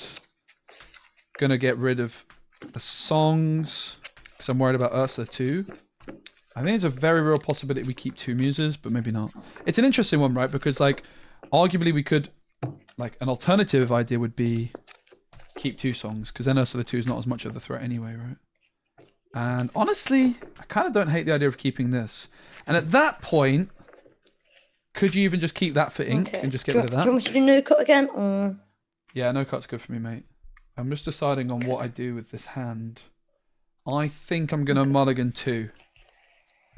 Okay. Yeah. All right, I'm going to give it a shuffle, but you can start if you're ready, mate. Okay. Have you played against My Emerald ink Sapphire is before? strength. Sorry? Have you played- It lagged out. Have you played against Emerald Sapphire before? No, I don't think so. Okay. So this should be interesting. Mhm. Right, so we're going to ink the strength, and we're going to play the Diablo Sea hand. What?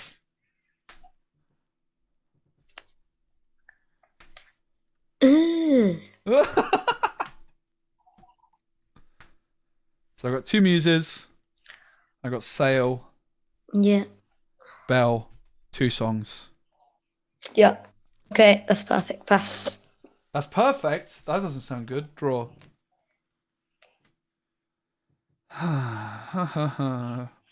This is a highly curious case.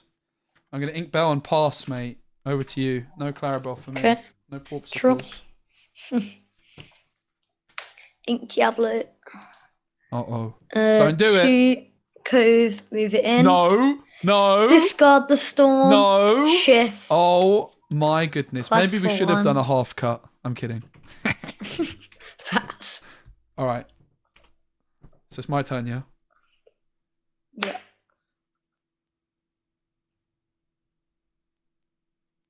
Draw. Ink. Oh, you missed your trigger, mate. Unlucky. Too late. Okay, I'm kidding. Nah. Oh, no. Ink Vision. 2 for sale. Draw a card, Ink. You missed your trigger, mate. Draw. No. I'm going to Ink Tipo. Mhm. Pass. Okay. Draw. Okay. Let's ink a hypnotize. And you might be able to guess, but Diablo is coming down. All right. Cost for 1. Pass. Cool. I'll draw for turn. Draw. If you have to.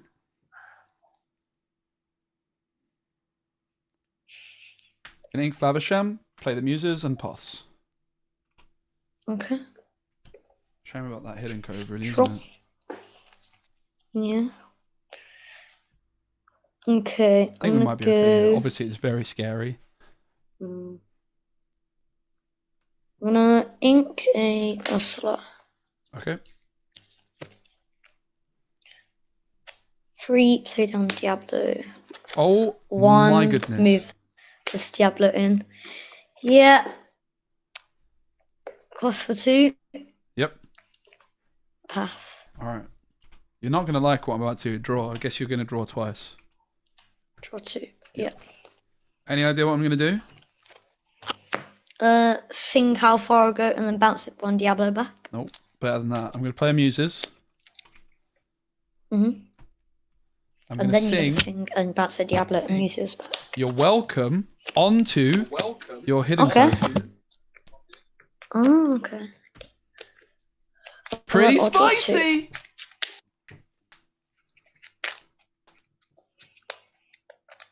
So, yeah, you Okay. can shuffle. No cut, half thanks. cut or no? Nah, you're all good, buddy. Okay. Draw 2. 2 Muses triggers. Let's go for the 2 Exerted Diablos, please, mate. Yep. Oh, I shouldn't have done that! Why? Because I gave you the 1-drop Diablo back in hand. Yeah. Do you mind if I change my mind, or you can say no? No. Yeah, fair enough. Honestly, I respect that. I'm gonna ink the. You're welcome, and I'm gonna pass, mate. Okay. Draw. Okay. 1, play Diablo hand. Let's have a look what you got.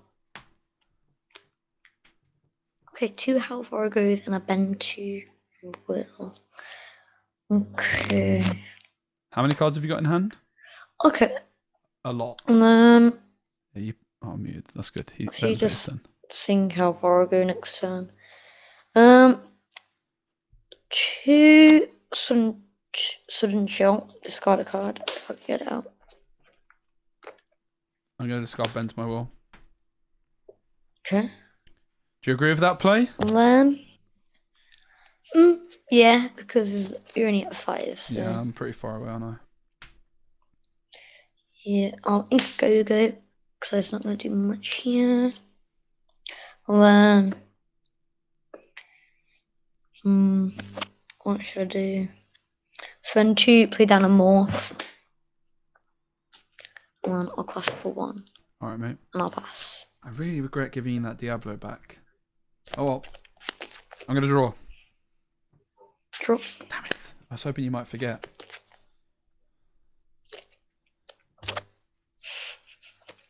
How far ago? Gonna sing Yep. it.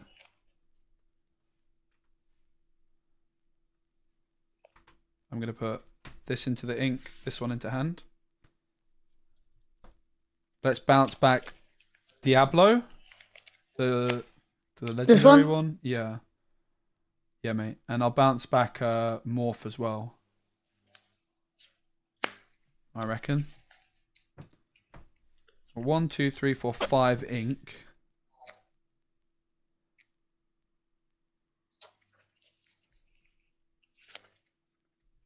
I'm going to sing how far I go.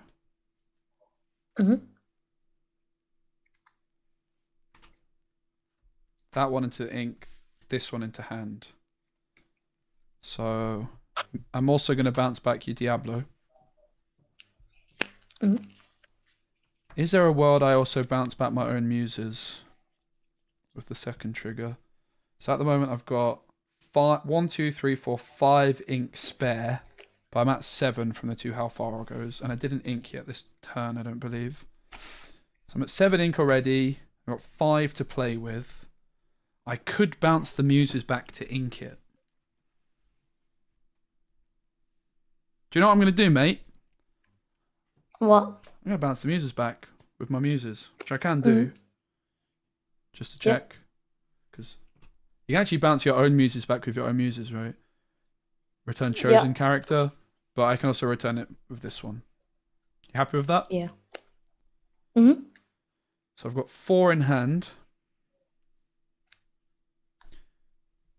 We need to make sure he can't discard my hand too much here. Because I want that and that. What I could do is I could play that and double ink, but that's not good. I think I just replay this, to be honest. It's just ready then. Alright, I'm going to make an absolutely insane play. You ready? Replay my muses.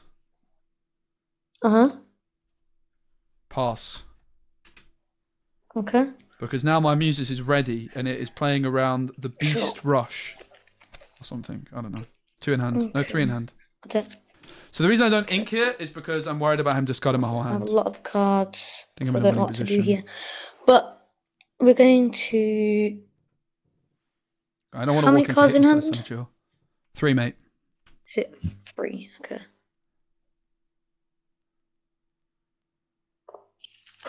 You know what? We're going to spend 1 for a Diablo. Let's see what you got. You might not like this. Bell. Clarabelle. Bent my will. Okay. Okay, so at least no songs. Okay. The song's on the top of the deck, So, mate. better not be.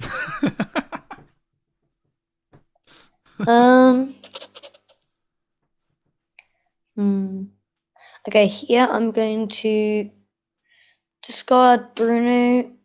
Yep. Let's go straight into the shift. Sure. 1, play Diablo. Discard Strength, go straight into the shift. Yep. Then...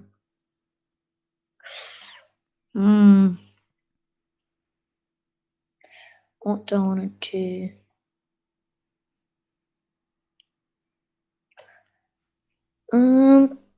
Yeah, let's go to Sudden Shift with discard 1. Bell. Yep. Then we're going to ink a hidden code for turn. And we're going to play out a morph. And then pass. Cards in hand. I have 4. You played about 100 cards and you still got 4. Draw. Oh no. Oh, I got bad news, mate. What? You want me to discard 4? Song off the top. No. Draw 2. I have to discard 1. Gonna discard Clarabelle, but then 2 muses trigger. Let's go for the 2 Diablos. Yep. Bent my will for 7, mate. Sorry. 1, 2, 3, 4, Yeah. 5, 6, 7. So that's all of that. Pretty good. See, you even said that it was a top deck. Yeah, I top deck the strike a good match. I do play a lot of songs, to be fair. 1, 2, 3, 4, 5, 6, 7. Yeah. I have 2 cards in hand and I pass, mate. Oh, I should have quested it, but it's fine. True.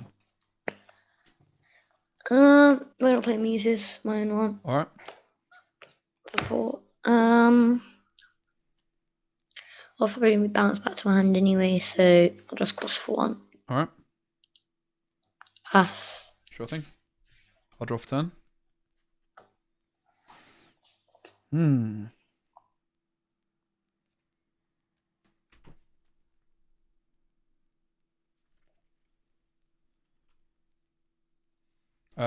I will challenge the morph with Muses. This Muses is going to quest for 1. I'm going to pay 7 for Lucky Dime, and I'm going to pass 2 in hand. Okay. Sure. Okay. We'll go free for repeat, and the Muses kill the Muses. You mean Two. banish? Oh yeah. Pass. Yes, mate. So no actions. I'll draw. I'm going to go 7 for Clarabelle. I'm going to challenge your Muses with my Muses. Yep. 2 cards in hand. Pass. Okay. Draw. Okay, so we're gonna storm the Clarabelle. Draw. Yep. Free Ursula, and then Pete take out the Clarabelle. The Muses, sorry. Yeah. And pass. Cards in hand. 0. Draw. Cheers, mate.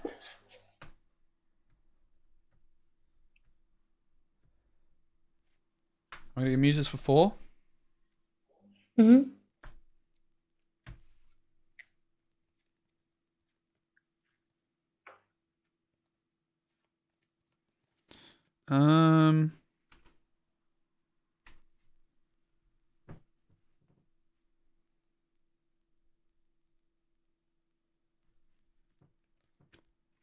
Clarabelle's going to sing How Far I'll Go. Going to put this one into the ink, this one into hand. I'm going to bounce the Ursula back for you, mate.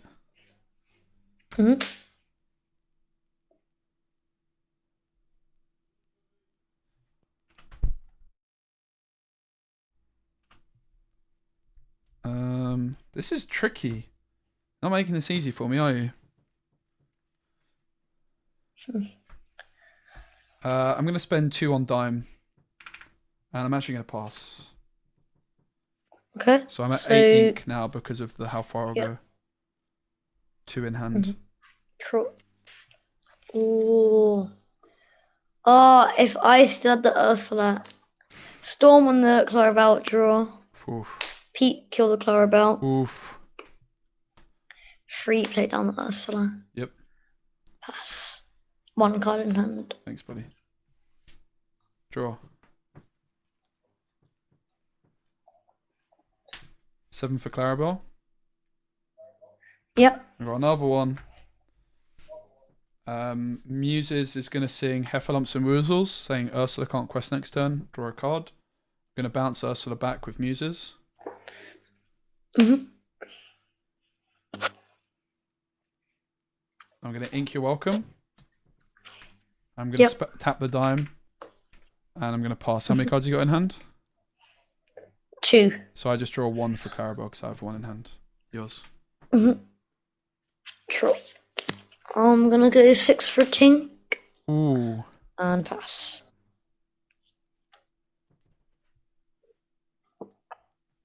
You have 1 in hand, right? I draw? 2. 2. Thanks, buddy. You're welcome on to Tinkerbell. Yep. Sung by the Muses.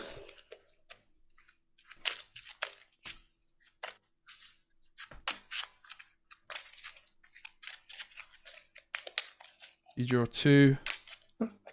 Yep, so that's 4 now, and you're probably going to bend to my will now. No, I wish. Not yet. I'm going to quest for 2 of Clarabelle. I'm going to pay 2 for Strike a Good Match. Draw 2, and then I have to discard 1. Oh. I actually am going to bend to my will. Sorry, mate. Because I drew it. Do I have enough? 1, 2, 3, 4, 5, 6, 7. Yeah. So I discard Flaversham, bend to my will. Yeah, okay, so Ting, Ursula, Strength, and Pete. Yep, and I pass to you. Okay, draw. 1, 2, 3, 4, 5, 6. I'm gonna 7. play down the morph. Yep. Pass. Morph versus the world. I'll draw. I'm gonna go Clarabelle, Dime, double quest. Pass. One card in hand. Okay. Drop. Okay. Morph into Clarabelle. 4 Go-Go Clarabelle, gain 3. Oh. Pass. Yep. Draw. I'll go 1 for Popsicle. Draw. Quest for 5. Dime. I'll go 2 for Vision and I'll try and be quick. Take that. So I spent 2 on Dime, 2 on Vision, 1 on Popsicle as well. Another 1 on Popsicle. Draw. 2 for Sail. Draw. 1 for Ice Block, Ink Vision, second ink if it was, I don't know. Very importantly, I'm gonna Dime my Clarabelle and pass. Do you have any cards in hand? You don't, right? No. Yeah, your turn. Okay. I always ice block my own things, by the way, mate. I promise I'm not doing it to be mean. 2, 3, 4, 5, 6. Right.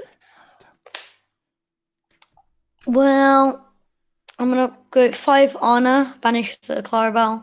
Jeez. Cost 1. And then I'm going to be prep.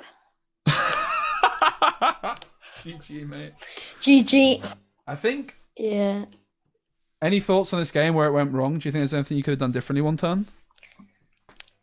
Looking back. I'm not sure, but the only thing is the song. Oh, the Strike a Good Match just. Yeah, the Strike a Good Match off the top. Everything. I think the turn the Strike a Good Match came in, you inked the Cove, and I think the Cove might have been an out for you, right? Because I can only deal with the Cove really with your Welcome. Yeah. Yeah. So I think that's I think you played very well, but I think that was maybe the one moment that I was glad to see Cove go in the Inkwell at that point, right? Yeah.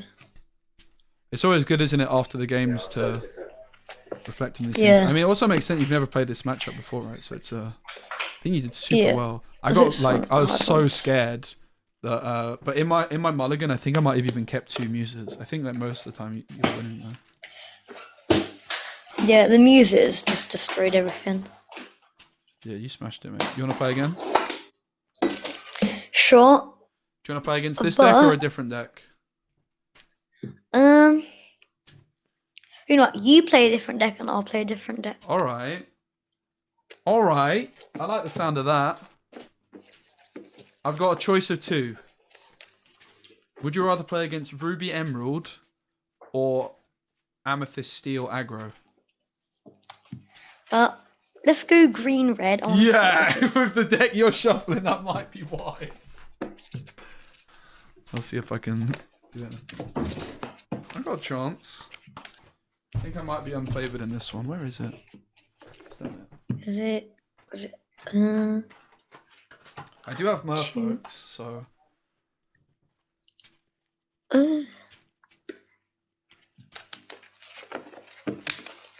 Okay. I don't have any scars. Do you want to roll again? Pardon? Do you not have any scars? Not a single scar. Do you wanna roll? And I don't have any Mirabelle playing That's what you mats. got. I'm washed up, mate. I'm too old for this. I've passed my peak. No. Should we go high roll? Yeah. Right. Is this going to be your roll or my roll? Your roll. Okay. It's 6. All right. Now your roll. So then I'll roll for you. Wait, hold up. That was. Oh yeah, that was. Okay. Sorry, my bad. Yeah, my bad. Yes, this is yours now. A 7. Oh. Well played. 7. So who goes first? Yeah. So I'm guessing you go. Yeah, honestly. So you get the choice. Honestly, I'm gonna take going first because I think I might be in danger if I don't. Yeah. I like to test decks, but this deck I played a lot last set, and there's only 4 cards that are different. There's only 4 new cards in it. All right. Good luck, mate. Good luck. Okay. Am we gonna stick with no cut or? Yeah, if that's all right with you. Okay. Okay. Good luck, mate. Good luck. So a big problem with this matchup is they don't play Fishbone Quill anymore. So trying to discard their hand is optimistic. We need that, don't we? Let's be honest. We could do it on 2, on 3, and then we got. You might want to put 5 back. Don't think we keep this stuff. I think it's going to be 3 for me, mate. It's a risky 3, but it's 3. Okay. Yeah, I'm not too thrilled about that, but we can make it work, I think. All right, shall I start things off? Yeah, if you want. I'm going to ink Ursula Deceiver and play. Are you ready for this? Yeah. Nothing. Cosmophic. Okay. True. I'm gonna ink Etala and play down the what's called. Draw. Pass. I'll draw. Oh.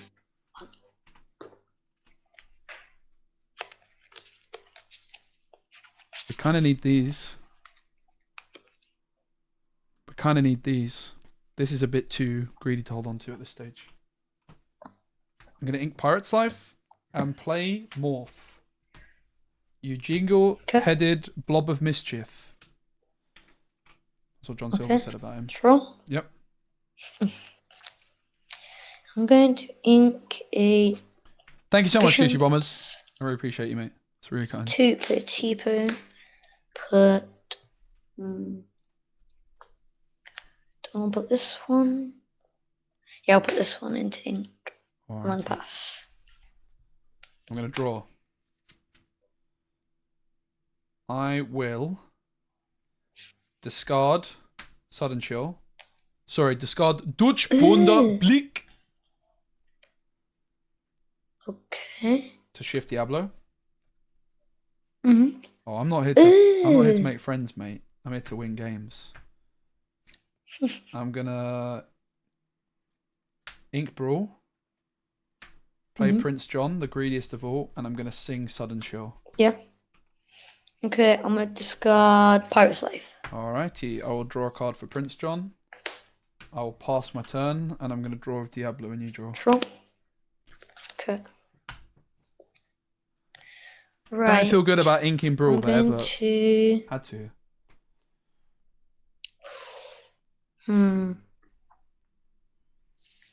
Now, do I care about the Diablo this turn?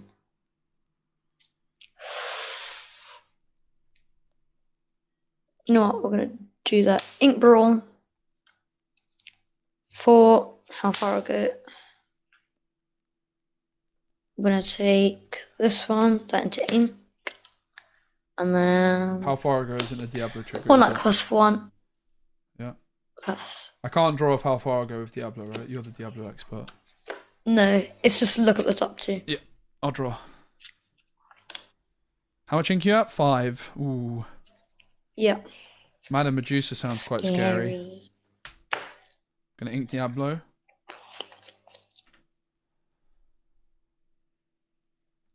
I'm gonna quest with Prince John because I need to get some lore at some point. I'm gonna quest with Diablo because I need to get some lore at some point. Any idea what's coming in for 4? The Robin Hood. Oh, the Robin Hood Sharpshooter. Pass to you. I'm gonna draw with Diablo. You draw. Draw. Yeah. Oh, thank you so much ink for the sharp. sub. 2. Once Upon a Wheelbon. Cheers, mate. Oh, Don't miss a gifted sub from Rachel. I'm so sorry. I'm gonna play the Medusa. Cacophony. So many targets to choose from. I've overloaded your Madam Medusa. Let's see what I have. I'll put the Diablo. You going for the Diablo? Yeah, and then I'll cost for 1. Tipo, Yep. hand pass with 3 cards in hand. Thanks, mate. Draw. I was just about to ask you how many cards you have in hand, so I appreciate that. Unfortunately, the last 2 cards I've drawn were actions, which makes me a bit anxious that I might not find anymore, but we'll see. I'm going to quest for 2 with Robin Hood. Oh, it's time. Yep. Gonna reveal the top 4. I can actually just show you as well, because they all go in the discard otherwise. Robin Hood, Morph, discard, or you came back. I think I'm going to take you came back. Targeting my Robin Hood. I'm ready up the Robin. Oh, yeah. Yep. Quest with Robin Hood. And then you can quest again. Oh, yeah. Come on, where's the next you came back? Oh, you could do this infinitely. Do I take triple Brawl, and a Brawl, or Murphy. Brawl? I think I'm going to take Brawl. Suppose Brawl the Tipo. Yeah. Yeah. All right. On the Tipo. Yeah, on Tipo. I'm not going to Brawl my own Prince John, mate. Yeah. 3 for you Or came your back. Robin Hood. Robin Hood. Oh, yeah. Ready up. Quest for 2. Ooh, cards in hand. Oh, I have 3. That is an interesting decision. Is it Nur Konvust über Bruno? Or is it Hypnotize? Let's have a look at the rest of my hand. I think it's gotta be Bruno. You sure? I think so, mate. Okay. Bruno onto Medusa, On the please. Medusa. Yep. Okay. Sit into hand, and then just give it a little shuffle. Do you want to just roll a dice for me on them, please, mate? Okay. Yeah, so this is going to be 1, 1, 2, 3, 4, and then 5, 6 re-roll. Sounds good to me, boss. 4. So that's Please be N1. Medusa. Please be Medusa. Flowersham. Oh, I'll take that. Draw for Prince John. Okay. Yep. I'm a bit scared about a certain something. Let's check with Diablo for 1. Oh my goodness. Okay, thank you, mate. I'm gonna ink Pegasus. You're at 6 ink to confirm, right? Yeah. Yeah, so I'm gonna ink Pegasus, play Merfolk. 1 card in hand for me, mate. I'm gonna quest for 2 with Prince John, and I'm gonna pass. Yep. True. Ah. Okay, we're gonna eat the Flowersham. Right, we're gonna have to. And then we're gonna Medusa the Robin Hood. I thought you were about to say because you were we about to don't beat want prep that. me, and I was about to cry. And pass. Yep. I can't let you discard me anymore. Draw for turn. Well, I think everything's gonna have to quest. I'm not sure if the ink flag was a misplay or not, but Maybe. I'm not sure either. It's always good to think about those things. So I quest for 5. yeah. 16. 16. I'm gonna go 5 for Bruno. On the Medusa. Yep. Okay. Could I get lucky here? I mean, I should have done this before I quested, really. That's sloppy, isn't it, from me? But whatever. Yeah. So we're gonna go. So this is gonna be 1 and 2, Yeah. 3 and 4, and then 5 and Perfect. 6. Come on. 1. Please be Medusa. Sisu. No! Alright. I draw for Prince John. Yep. So sloppy. I shouldn't have quested. Pass. Please no ink. Sure. Please no ink. Please no ink. I'm gonna ink No, you're Charlotte, not. play the No. No. Alright, alright. and then pass. 1 lucky dime in hand for you. Draw. Yeah. Do you like that lucky dime? It's alright. Didn't we discard it anyway? Hypnotize. Yeah. I draw. Mhm. Pegasus versus the world. Pass. 2 cards in hand for me, mate. Sure. Oh, the nice top deck. Sisu on the Pegasus. That's for No! free. Pegasus versus the world. Pass. Draw. Diablo. You have Yep. no cards in hand, right? No cards in hand. Pass. I have 2 Okay. in hand. Sure. Yep. Are we shark? Yep. Cost for 4. Okay. I'm not To scared. 9. And pass. Why you got a Bruno? Draw. No, I wish. You have no cards in hand, right? No cards in hand. Let's go 1 for Diablo. You discarded Pirate Cypher, right? Any actions in hand? Discard? What actions are there? How far ago on Pirate's Life? Okay. Well, I've got a quest, haven't I, with Diablo? But Yeah. unfortunately, that means there's nothing I can do to stop you challenging it with Maui. Oh, wait. There is. Mhm. You came back. Ready. You're gonna ready up. Mm-hmm. How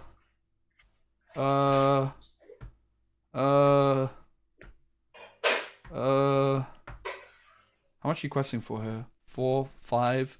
So you go to 14. It's not threatening lethal yet. I'm going to pass. No draw for Diablo, obviously. Okay. Sure. I don't like it, but I've got to do it. So you. So how many you came back when you discard? I think 4 now. 1, Hopefully it is. 2, 3. Oh, is it the last card in hand? 3. It's not. And you got how many cards in hand? 1. 1. I really want to keep this card as well. But do I ink it or do I play it? You know what? I'll keep it. Mm-hmm. Quest for 5. Sure. 14. Pass with 1 in hand. Draw. PJ. Mm-hmm. Sudden chill. Discard now. Oh, it was dragon. Unlucky. I'm going to draw. Mm-hmm. Pass. Okay. Come on, draw. 4. Flowersham. Okay. Vanish popsicle. Okay. 1. What's the out? 2. Brawl. Sisu. 2. Play Sail. Draw a card. That sounds like you're a bit desperate there, mate. Ink. Dragon for turn. And ink Flowersham for Sail. Ah, phew. And quest for 5. No! All the winners were out. Yep. If you quested. What was the next one? Draw. Second top card. I just about got there, didn't I? But Yeah. wait, Sale got you there with 1 law, mate. Oh yeah? You won. Yay! I didn't notice that. Nor did I. My chat noticed. Hold on. So and it's mandatory as well, so it's not. Yeah, you won. So I just play that without knowing. God damn it, chat! You stole victory from me. I should just ban Let's whoever go, said chat. it in chat, mate. Just ban them. Attention. Why didn't I just Yeah, ban and them? are you coming to Dudley Maybe. champs? I might be. Maybe. There's a chance. I've actually got some food ready, mate, so I'm going to have to dip. I'm going to keep streaming for a bit, but I'm going to go get my food and Okay. watch some videos on stream, some Okay. Lorcana videos. But it's fun playing against you, and hopefully I might see you in a few weeks. I'll let you know, alright? Okay. Where can people Okay, find you bye. if they want to see more of your Lorcana stuff, buddy? Okay. Bradders? Bye. Bradley, Hello? if people want to see more stuff from you for Lorcana, where would they do that? Where could they find it? On X. Okay, so Neil and Bradley on Twitter. No, it's X. No, it's Twitter. I'm with you, Dad, on Twitter that one, and mate. YouTube. All right, boss. Thanks for the games, mate. You take care. Yeah, very well played. Okay. Thanks. Cheerio. Bye.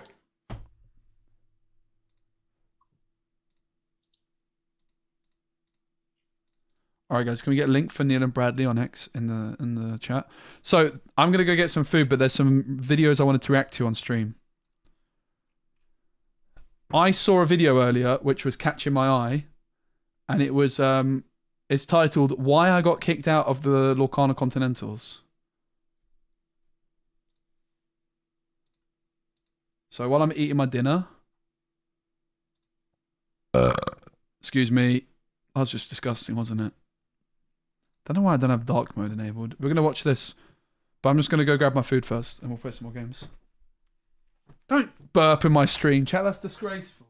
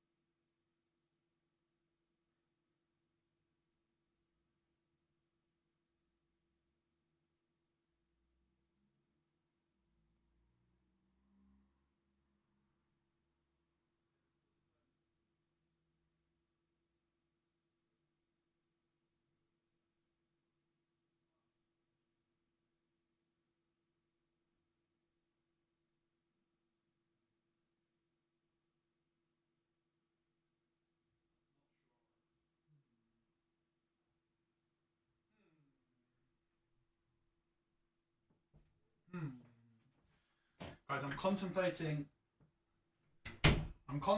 the idea of just ending the stream and just going to eat downstairs, to be honest. I think coming back for more Lorcana tomorrow. What time is it?